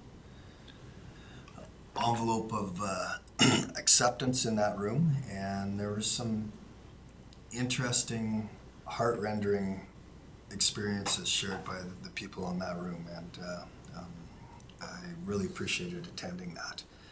And then the next day, we had an Ag Services meeting, and then today I was part of McHappy Day at McDonald's, and that was always a fun experience. And then I attended the chamber meeting along with our Reeve and Councillor Cush and Bert, and that's it. Okay. Any questions to Councilor Dean? Nope. Councilor Prestige. I had a really light 2 weeks. I had a MPC meeting and we passed 2 permits. One was for subdivision, the other one was for garden suite. And we had our community league meeting last night, and that was fairly light also. And I've had about 3 other meetings that were canceled. So that's it for me. Okay. Any questions to Councilor Prestige? Councilor Koken. Okay, on the 27th, we just had our growth RETA membership presentation and discussion. That was our team's meeting. May 1st, we had a good conversation with Bert and the RETA group on this Rogers-Shaw merger and how we can possibly attract them into the region for a call center. It was a really good discussion. Where it goes, we don't know yet, because this is just preliminary stuff. 5th of May, of course, MPC meeting, Councillor Prestige touched on that. On the 4th, I had the bicentennial meeting in Fort Assiniboine. Just start to tie up the loose ends there with all of the programming, what's going to happen, and all of those things. We're having another meeting, I believe, on the 17th. Then on the 9th, had the Ag Services Board meeting, good meeting. And today met with the focus group on this new regulations for boards in housing for the Alberta Housing District Housing Associations, and basically board competency and what the new regulations are going to require. There'll be some further stuff on that. And that is it. Okay, any questions to Councillor Colton? Councillor Kush? Been fairly light. We had the MPC meeting. We had a couple applications there we granted. ASB, one thing we've been looking at, had the results of a survey come back, did a study of the Fort Assiniboine area for use of the scale. I guess a lot of people used to be using the canoe mills up there, weighing, I guess, your grains or livestock in and out, so they had a place to go. But without that in operation and gone now, there's some people who are driving an hour each way to go and try to get axle weights on their trucks to be able to find out actually what they're hauling out. So we have some information to come back. Still waiting for, I guess, more before we can actually bring something to council and say if it's going to be feasible or not. Attended the cultural awareness training there on Monday. Again, like Councillor Dean said, it was pretty eye-opening, some of the stuff that went through there. Speakers they had were very, very good. Kept the attention of the room the whole time, and had lots of stories that come out of that. We had the Chamber of Commerce meeting today. The girls did a good job talking about a bunch of the highlights around county and the rebranding of the airport. Mentioned about the bicentennial at the fort there came up. A bunch of pamphlets were sent out to that. So hopefully we get already sounding like there's going to be a lot of interest out there for that. But more the merrier.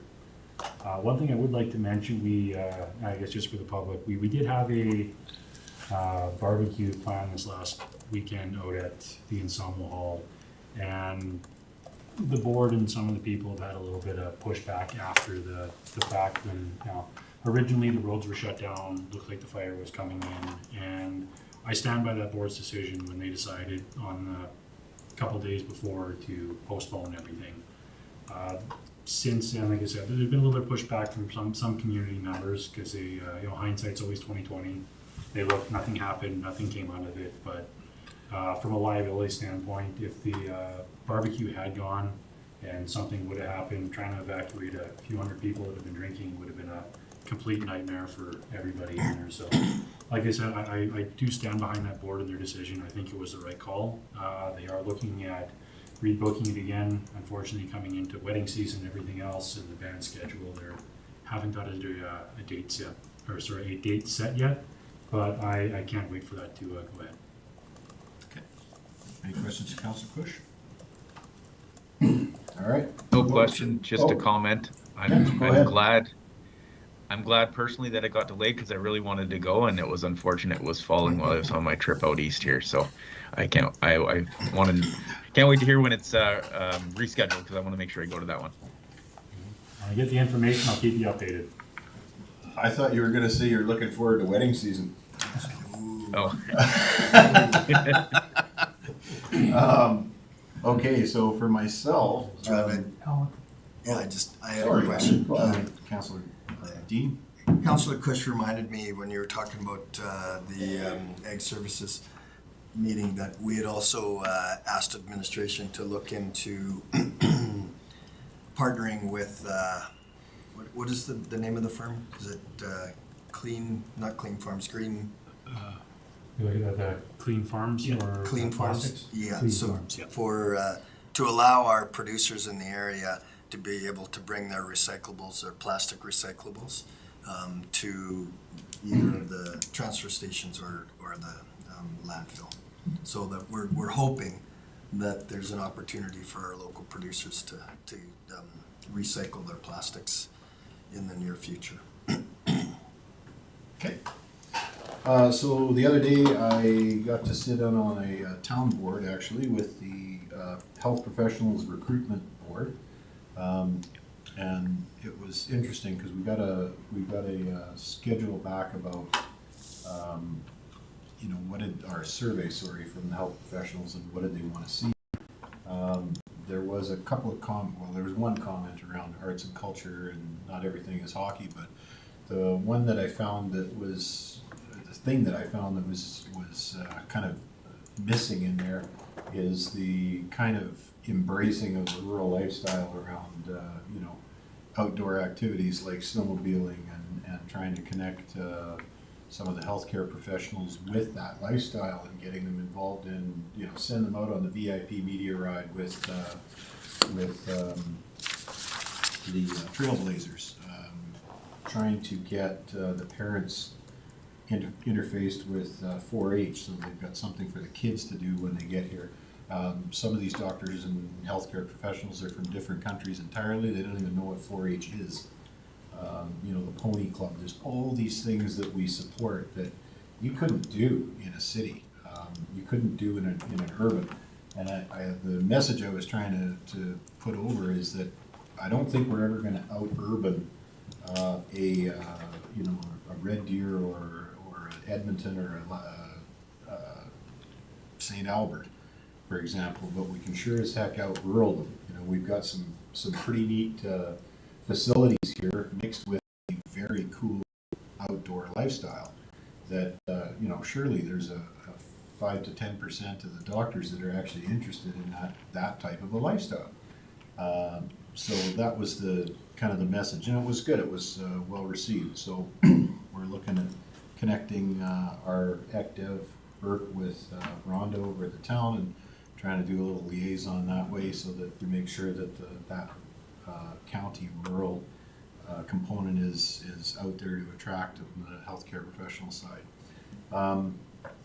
I got into another one that was interesting, and this was actually on an RMA appointment that I went to, but it was called Bucking the Trend. It was supposed to be a 2-day symposium on the increased abuse around elected officials. And how do we deal with civil discourse and some of these kind of things. And I was quite interested in going to it, and I found it a little light on that end, but there was some interesting conversations around. There was one NDP member, federal member, that spoke at it, and I thought it was this kind of hit me interestingly, because he said that as he was campaigning through COVID, he said he noticed that where people start to fall apart, where society starts to fall apart, is when people lose faith in their government because they see the supports around them not working. And we've always talked about, we need more mental health supports, we need more of this, we need more of that. And, the funny thing is, it seems like that shift keeps pushing more and more things over onto government, where the family and the community used to take up an awful lot of slack on some of these types of things. You don't have to be a professional to deal with some of these things. People need friends. They need good relationships in their community. They need to be part of a community. The more integrated into a community they are, the more mental health it tends to be better. So I found it really interesting, and this reliance on government that we had to just spend more and more money on government, and government will take care of everything. I don't think anyone can look after you better than you, and every once in a while you need a little help, but but I thought it was a kind of a dangerous trend. And the one that hit me was kind of the parenting. So back in, I think it was 2015, there was a viral image of a lady pulling her son out of an Antifa protest and slapping him silly and dragging him home in the middle of this, and the police and the media and everybody was saying, boy, we need more parents like that, because they were actually parenting. And I found it really interesting that that this discussion was going on. So it was an interesting conversation though. So that was about it for me. Any questions to me? Okay, I'll accept the motion to accept council reports for Councillor Cush. Make a motion to accept the council reports for information. Thanks, Councillor Cush. Any discussion? All in favor? Okay, that's carried. That brings us to our CAO report. Your worship, members of council, last week, working on adjusting the budget with the Director of Corporate Services, as presented here today. Had the opportunity to have lunch with the town of Whitecourt CAO and briefly talked about the wildfires and how we can share information, and I've asked Sheldon to stick around because he is the Director of Disaster Services, and he might as well give council an update on regards to what we've been doing to do that. But first, before he does that, we've hired an executive assistant. Her name is Lisa Brown. She starts after the long weekend. She has municipal experience from the newly formed Diamond Valley municipality, which is Turner Valley and Black Diamond combined or joined together, and as well as several years of experience in Grand Cache. I am subject to the WestJet strike flying out May 17th after the meeting on next Wednesday to attend my annual conference in Toronto. So Ms. Chan and Mr. Bouchard will be acting CAOs 1 week each in that time. The was on the phone last night with the town hall meeting with the premier in regards to the municipalities and a number of questions in regards to surrounding the wildfires and stuff with that. And then on Friday, we'll be meeting with the arbitrator to finalize our strategy around the upcoming judicial review. Thank you. Arbitrators? Yeah, our arbitrator lawyer. I always, that's how I refer. Okay. Yeah, the lawyer that we're using, that we use for the ICF. Yeah. Yeah.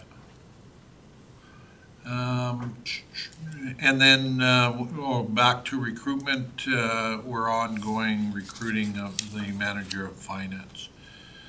And Mr. Shep will provide you with an update on what we've been doing. Thank you, CAO. He's been doing. So just a small, well, not really small, go on for hours, but an update here that came through from Alberta Wildfire. They're our point of contact in regards to Shining Bank fires, what they're calling it. They are the leads running the show out there. We support in any way possible. So if you don't mind me, I'll just read this to you. So it's the EWF 035 was detected on May the 5th, located 3 kilometers southeast of Shining Bank. This wildfire is classified as whole and estimated at 5,302 hectares in size. Fire active on both sides of Highway 32 and is being continuously assessed by Alberta Wildfire. The wildfire is south of Township Road 570, west of Range Road 123, north of Township Road 560, and east of Shining Bank Lake. There are crews and heavy equipment allocated to this wildfire, and they're working to establish containment lines to prevent further spread into rural properties. Today, a group of heavy equipment worked on the north end of the fire, okay? From the west perimeter heading east, while another group of heavy equipment worked from the east, meeting in the middle as they worked west. So two of them coming together. That's the, that north flank is the most concerning right now.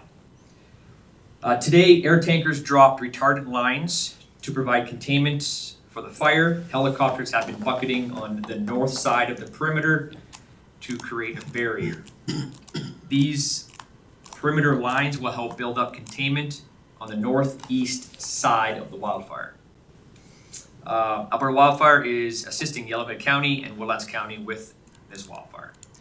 Structure protection crews, so SPU, have installed sprinkler protection on houses in the area. The Watercourse Fire Department and Woodlands County worked together to make sure homes in the priority zone are protected. Yellowhead County crews are also installed structure protection equipment on homes within Yellowhead County that may be impacted. They just go on and tell us about the weather and what's coming our way. And as we all know, I don't know if you've heard, today, tomorrow, roughly the same. Starting Friday, Saturday, Sunday, Tuesday, and all next week, we're back to plus 25 to plus 30 weathers. In the thing world, there's a crossover. Crossover is when the temperature goes up and the RH comes down, relative humidity, and it's crossover conditions. That's prime burning for any wildland fire. Very, very, very tough to fight a fire, just because of the impact of the HFI, so the head fire intensity. So in wildland firefighting terms, a 6, you have flames 30 to 40 feet in the air from the trees jumping across. Very, very hard to stop. All we need to do is save lives, get people out, and pray. What's the terrain in there? So it's a very good question. Some of it from the McLeod towards Anselmo is all wooded area. Lots of heavy timber, big timber, spruce trees, tamaracks, you name it, it's there. Once you get a little further east, it flattens out into farmers fields. So a lot of farmers in the area. I was out there on Friday when it first was detected. And a lot of farmers are disking. They're disking their fields, doing the best they can, right? That's their livelihood. They got 700, 800 head cattle out there, so they're trying to keep everybody safe. Once you go closer to the river, the banks in that area are very steep, very steep. So I would not put a crew down those banks to fight that fire. You have to fight it from the air. You have to use helicopters, dropping water or retardant out of a fixed wing. It's too much. So going now north into Woodlands County, that's the river. And again, it's steep and heavy timber all the way up to the mountain area. So we are continuously in communications with Alberta Wildfire, both Whitecourt Division and Edson Division. They have provided us with good public information to provide to the citizens. For our county residents, we have been out there daily. We were out there on the weekend. We were out there yesterday doing SPU protections. Our PIO, Public Information Officer, has made phone calls to the residents in the area. So we are connected with them. our ears are to the ground on this, and we're very aware of what's going on. We are preparing for what may come, and what may come is not looking good. Councillor Koken. Yeah, through the chair, I'm concerned about Glen Park in the Sandhills because there's a all-terrain vehicle ban at the moment, but we're still seeing them come up there. So I'm just wondering how that's going to be enforced because we know that can become a huge problem. Yeah. Yeah, it is a huge problem. Today I received a phone call from our head county peace officer. They are currently all tied up right now with the Lac St. Anne fire in Lessard Lake, area, with evacuation notices in that county. Because of that area that you're talking about is in the forest protection area, they have to send, the forest division has to send up response officers if there's a complaint to enforce their bylaw and their ban, basically, right? Once Lessard Lake is cleaned up, I've talked to our head CPO, and he can send individuals this way, and if it's a concern, we can send them up that way to talk to the individuals. Okay, so how do we, as people who are observing this, who do we contact? Do we contact you and say, hey, we're going to have a problem here, or do we? Who is our contact person? Because it's in the forest protection area, and it came down from the province, the Alberta government or the Alberta Wildfire has response officers. So you can gather the information, and if you want to email myself the information, I will then pass it on to Alberta Wildfire, because ultimately that's their jurisdiction.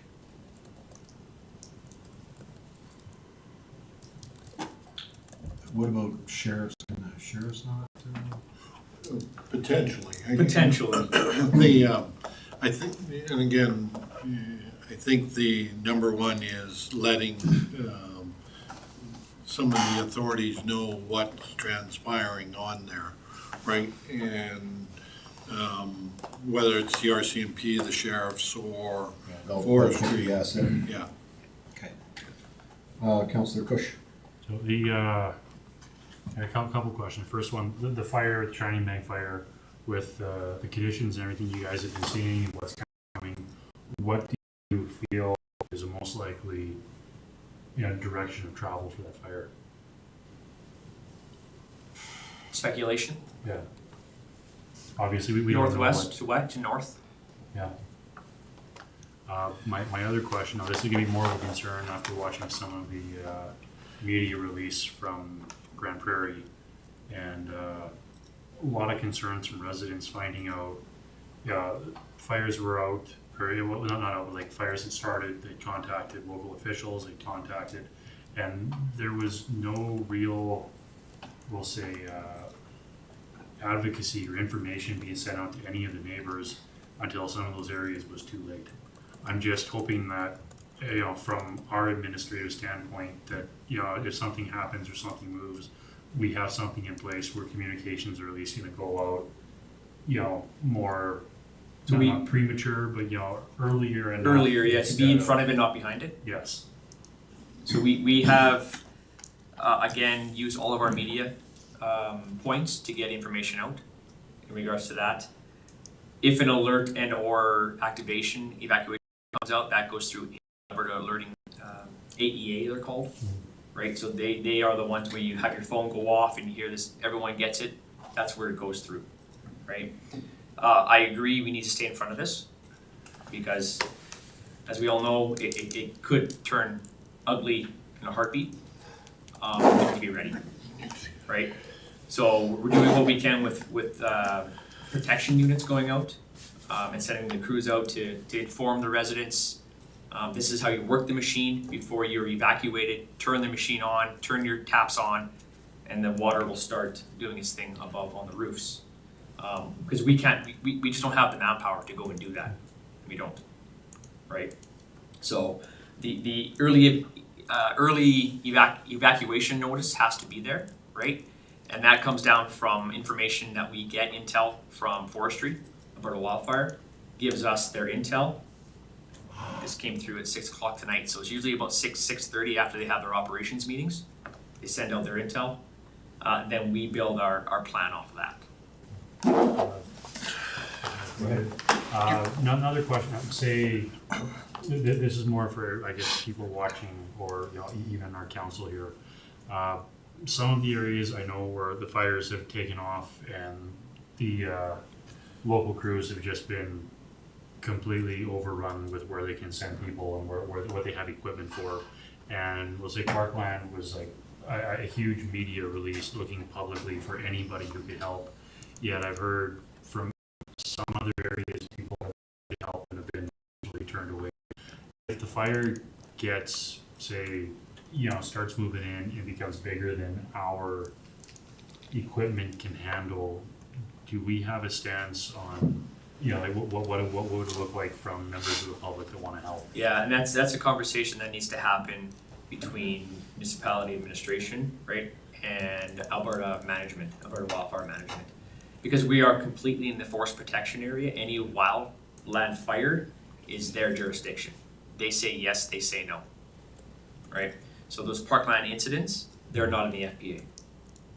So they can contract through the county, a contractor with the equipment, where we have to follow what the Forest Protection Act says at this time. Okay. Your work, members of council, I do actually, I commend Sheldon on spending a lot of time and being proactive and keeping everybody involved in our operations center team.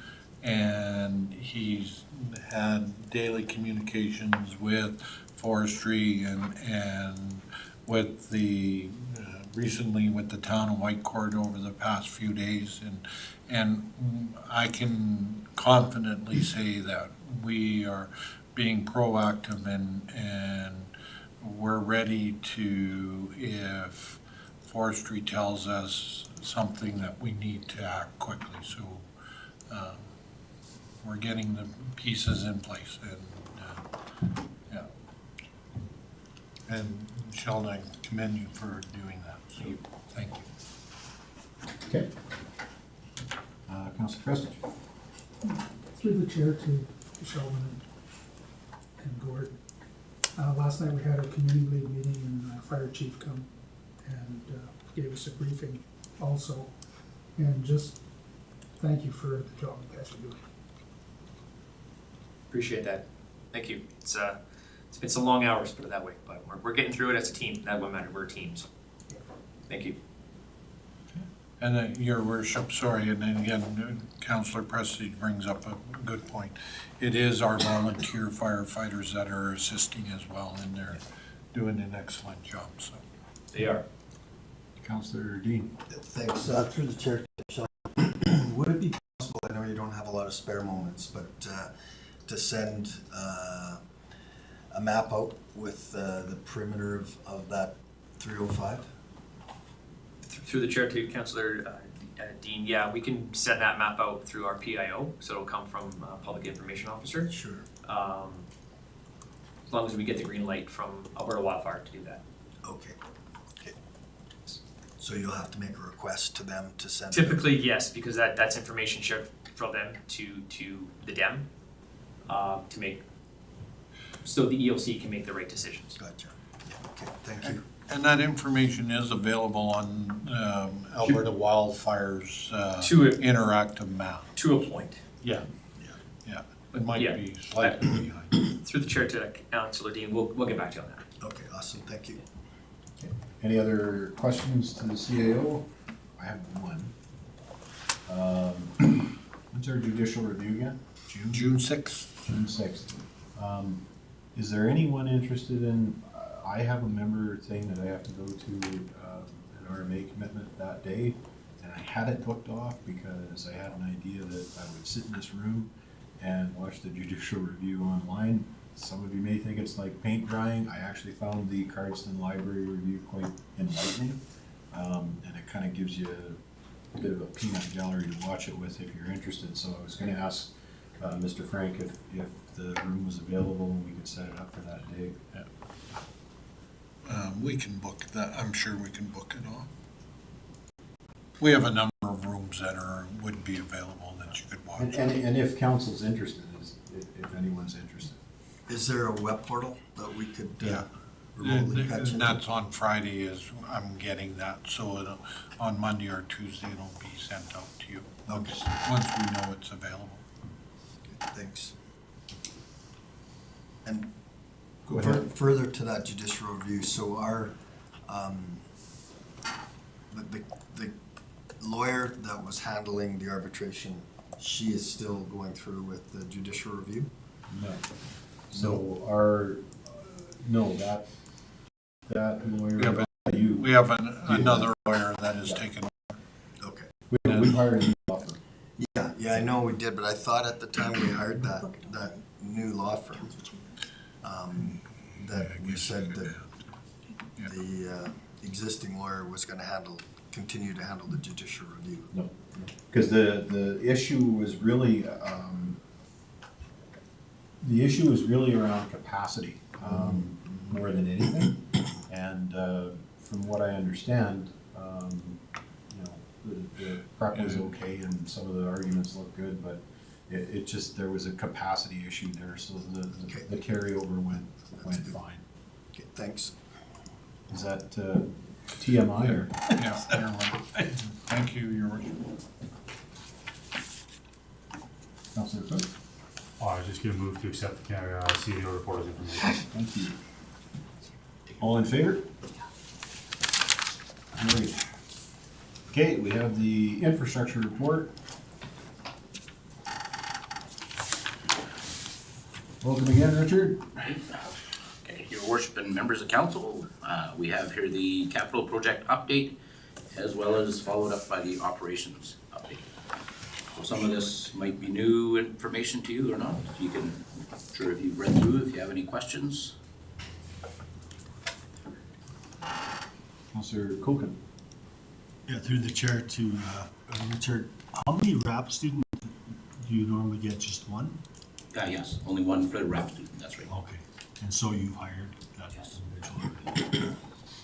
Councilor, One question on the roads. It says, settlement area approximately 2 kilometers south of Highway 43 on East Mountain Road. Is that where we were doing or did the repairs before? Yes. Yeah. So there was a contract that went out to, I think it's LWL. They've been doing a lot of the geotechnical work, so they come by on a quarterly basis and they're monitoring all the sites that we've been having issues with, as well as just our, trying to make daily observations. To me, there may be a little bit of movement starting to happen there, but it's been holding in there pretty good considering what it was like, I think. Councilor Preston. Through the chair too, right? Now, is that the piece that we dug out and replaced, or is that further down the road? It's that piece that we had dug out and covered up with the cold mix there. I've just got one question on the airport engineering. So, future construction, proper grade, side slopes, and PL ratings. So I assume that's the PLR, the pavement load ratings on the taxiways? Could I refer this to Mr. because I'm not And aware of that's my understanding, yeah. Okay, so are you looking to figure out, to engineer the PLR ratings, or are you looking to spec them?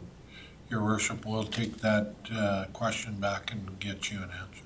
Okay. I don't know if it is. And the only reason I ask is because the original construction of that large, what was considered an apron, Yeah. the PLR, the pavement load rating, that's the maximum size of aircraft that can actually taxi on that infrastructure without sinking through it. Right.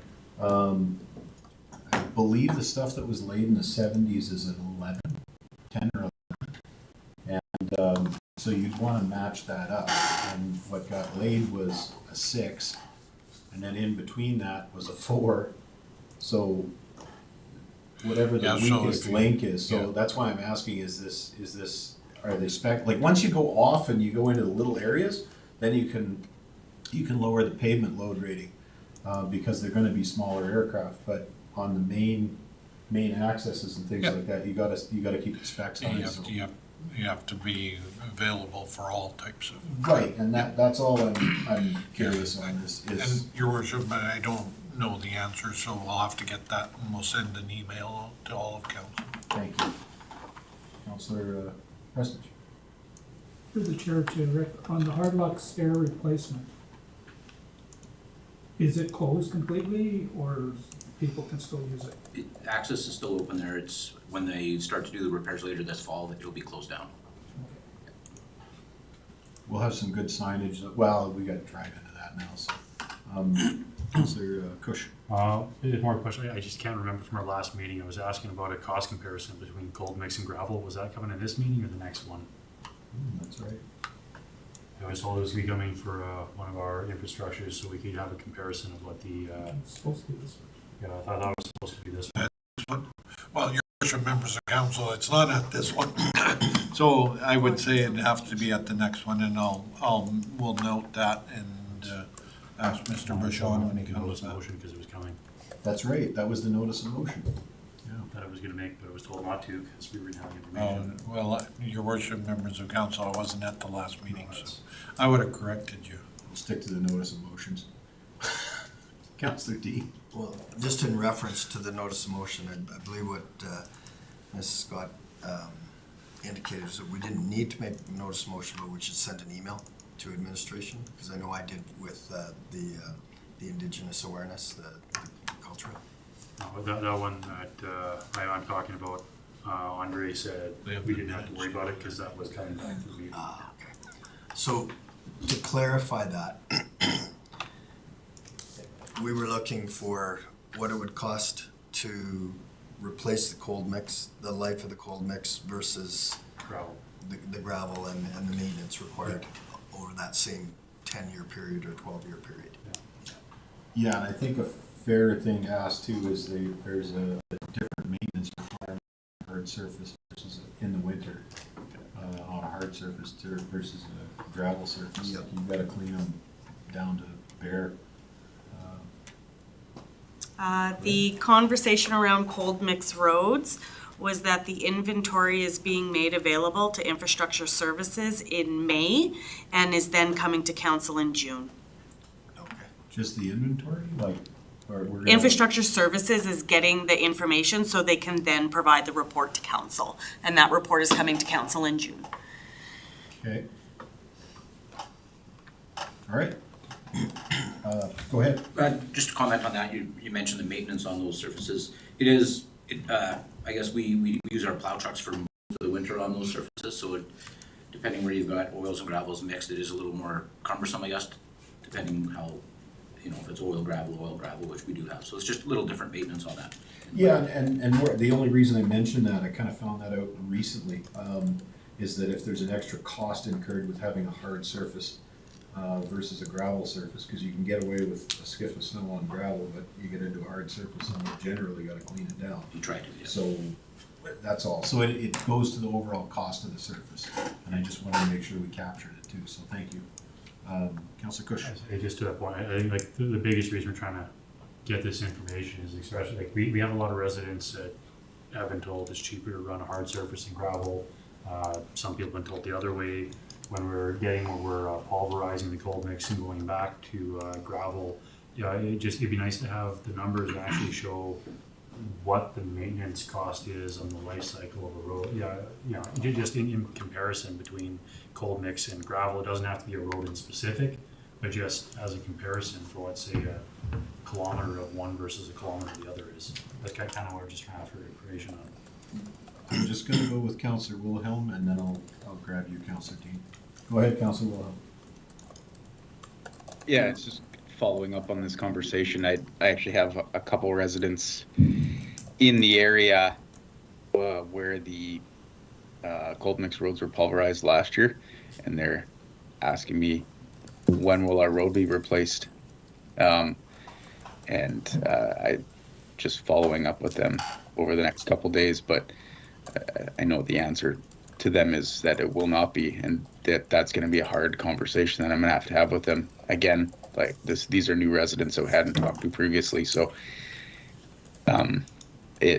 having more information for those conversations is always better, because explaining to them why they bought a house in one of those locations with a specific service level or a specific type of road that's now been taken away from them, and their taxes have been going up year over year for the last several years, is just a very difficult conversation. Okay. Motion to accept, oh, you got one more thing? Sure, just, I'm not sure how recent this was updated with the last one you saw, but just kind of some of the highlights are, a couple of pickups have showed up that we'd ordered, showed up a bit early, which is a nice surprise. There's still a few more to come.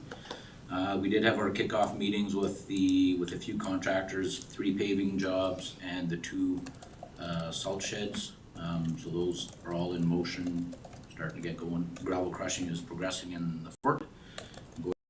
So those are just a couple of highlights on here. Okay. All right. Wish to make a motion to accept Councillor Dean? Sure. I move that council accepts the monthly infrastructure report as information. Okay, any discussion? All in favor? All right, that's carried. All right, next one is Committee of the Whole, under item 11.1, legal briefing on an airport matter under FOIP 24 and 27, and this one I'm going to declare pecuniary for me. As I've got a business relationship with this individual, so I'm going to take all my stuff that I gotta sign.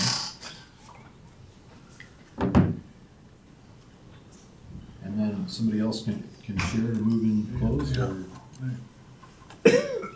Did deputy, we'll do that. Wanna do that part? Yep. And I'm not sure if you're more to stick around, but I think we're done after that. Are we done? Yeah, I'm gonna stick, I've got this. Like, I don't think you guys are gonna do that. I'll just get out of here quick and I'll be under the stairwell. Oh, yeah. Yeah. What? Say again? Right. Yeah, you need a motion to go into closed session, Mr. Deputy.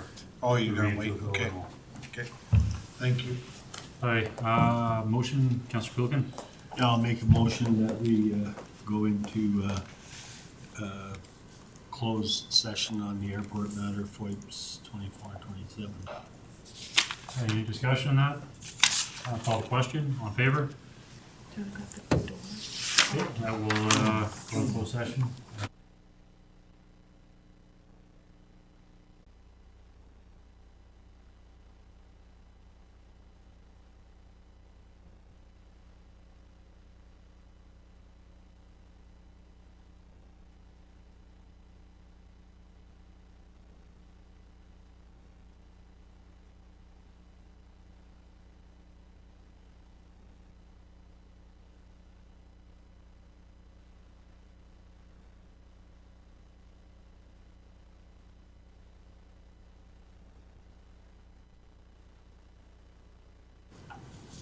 Okay, so coming out of the committee whole, we have one motion come out of there. Councillor Pilkin? I'll move the council accept the legal brief report on the airport matter as information. All right, motion on the floor, all in favor? That is carried. And I guess we can wait for the reading, or we just move on. I think you have a motion, it's up to you. All right, we'll just keep going on the agenda while we wait for the read here. Councillor Dean? Motion to adjourn? No discussion on the councillor, motion to adjourn, all in favor? It's carried.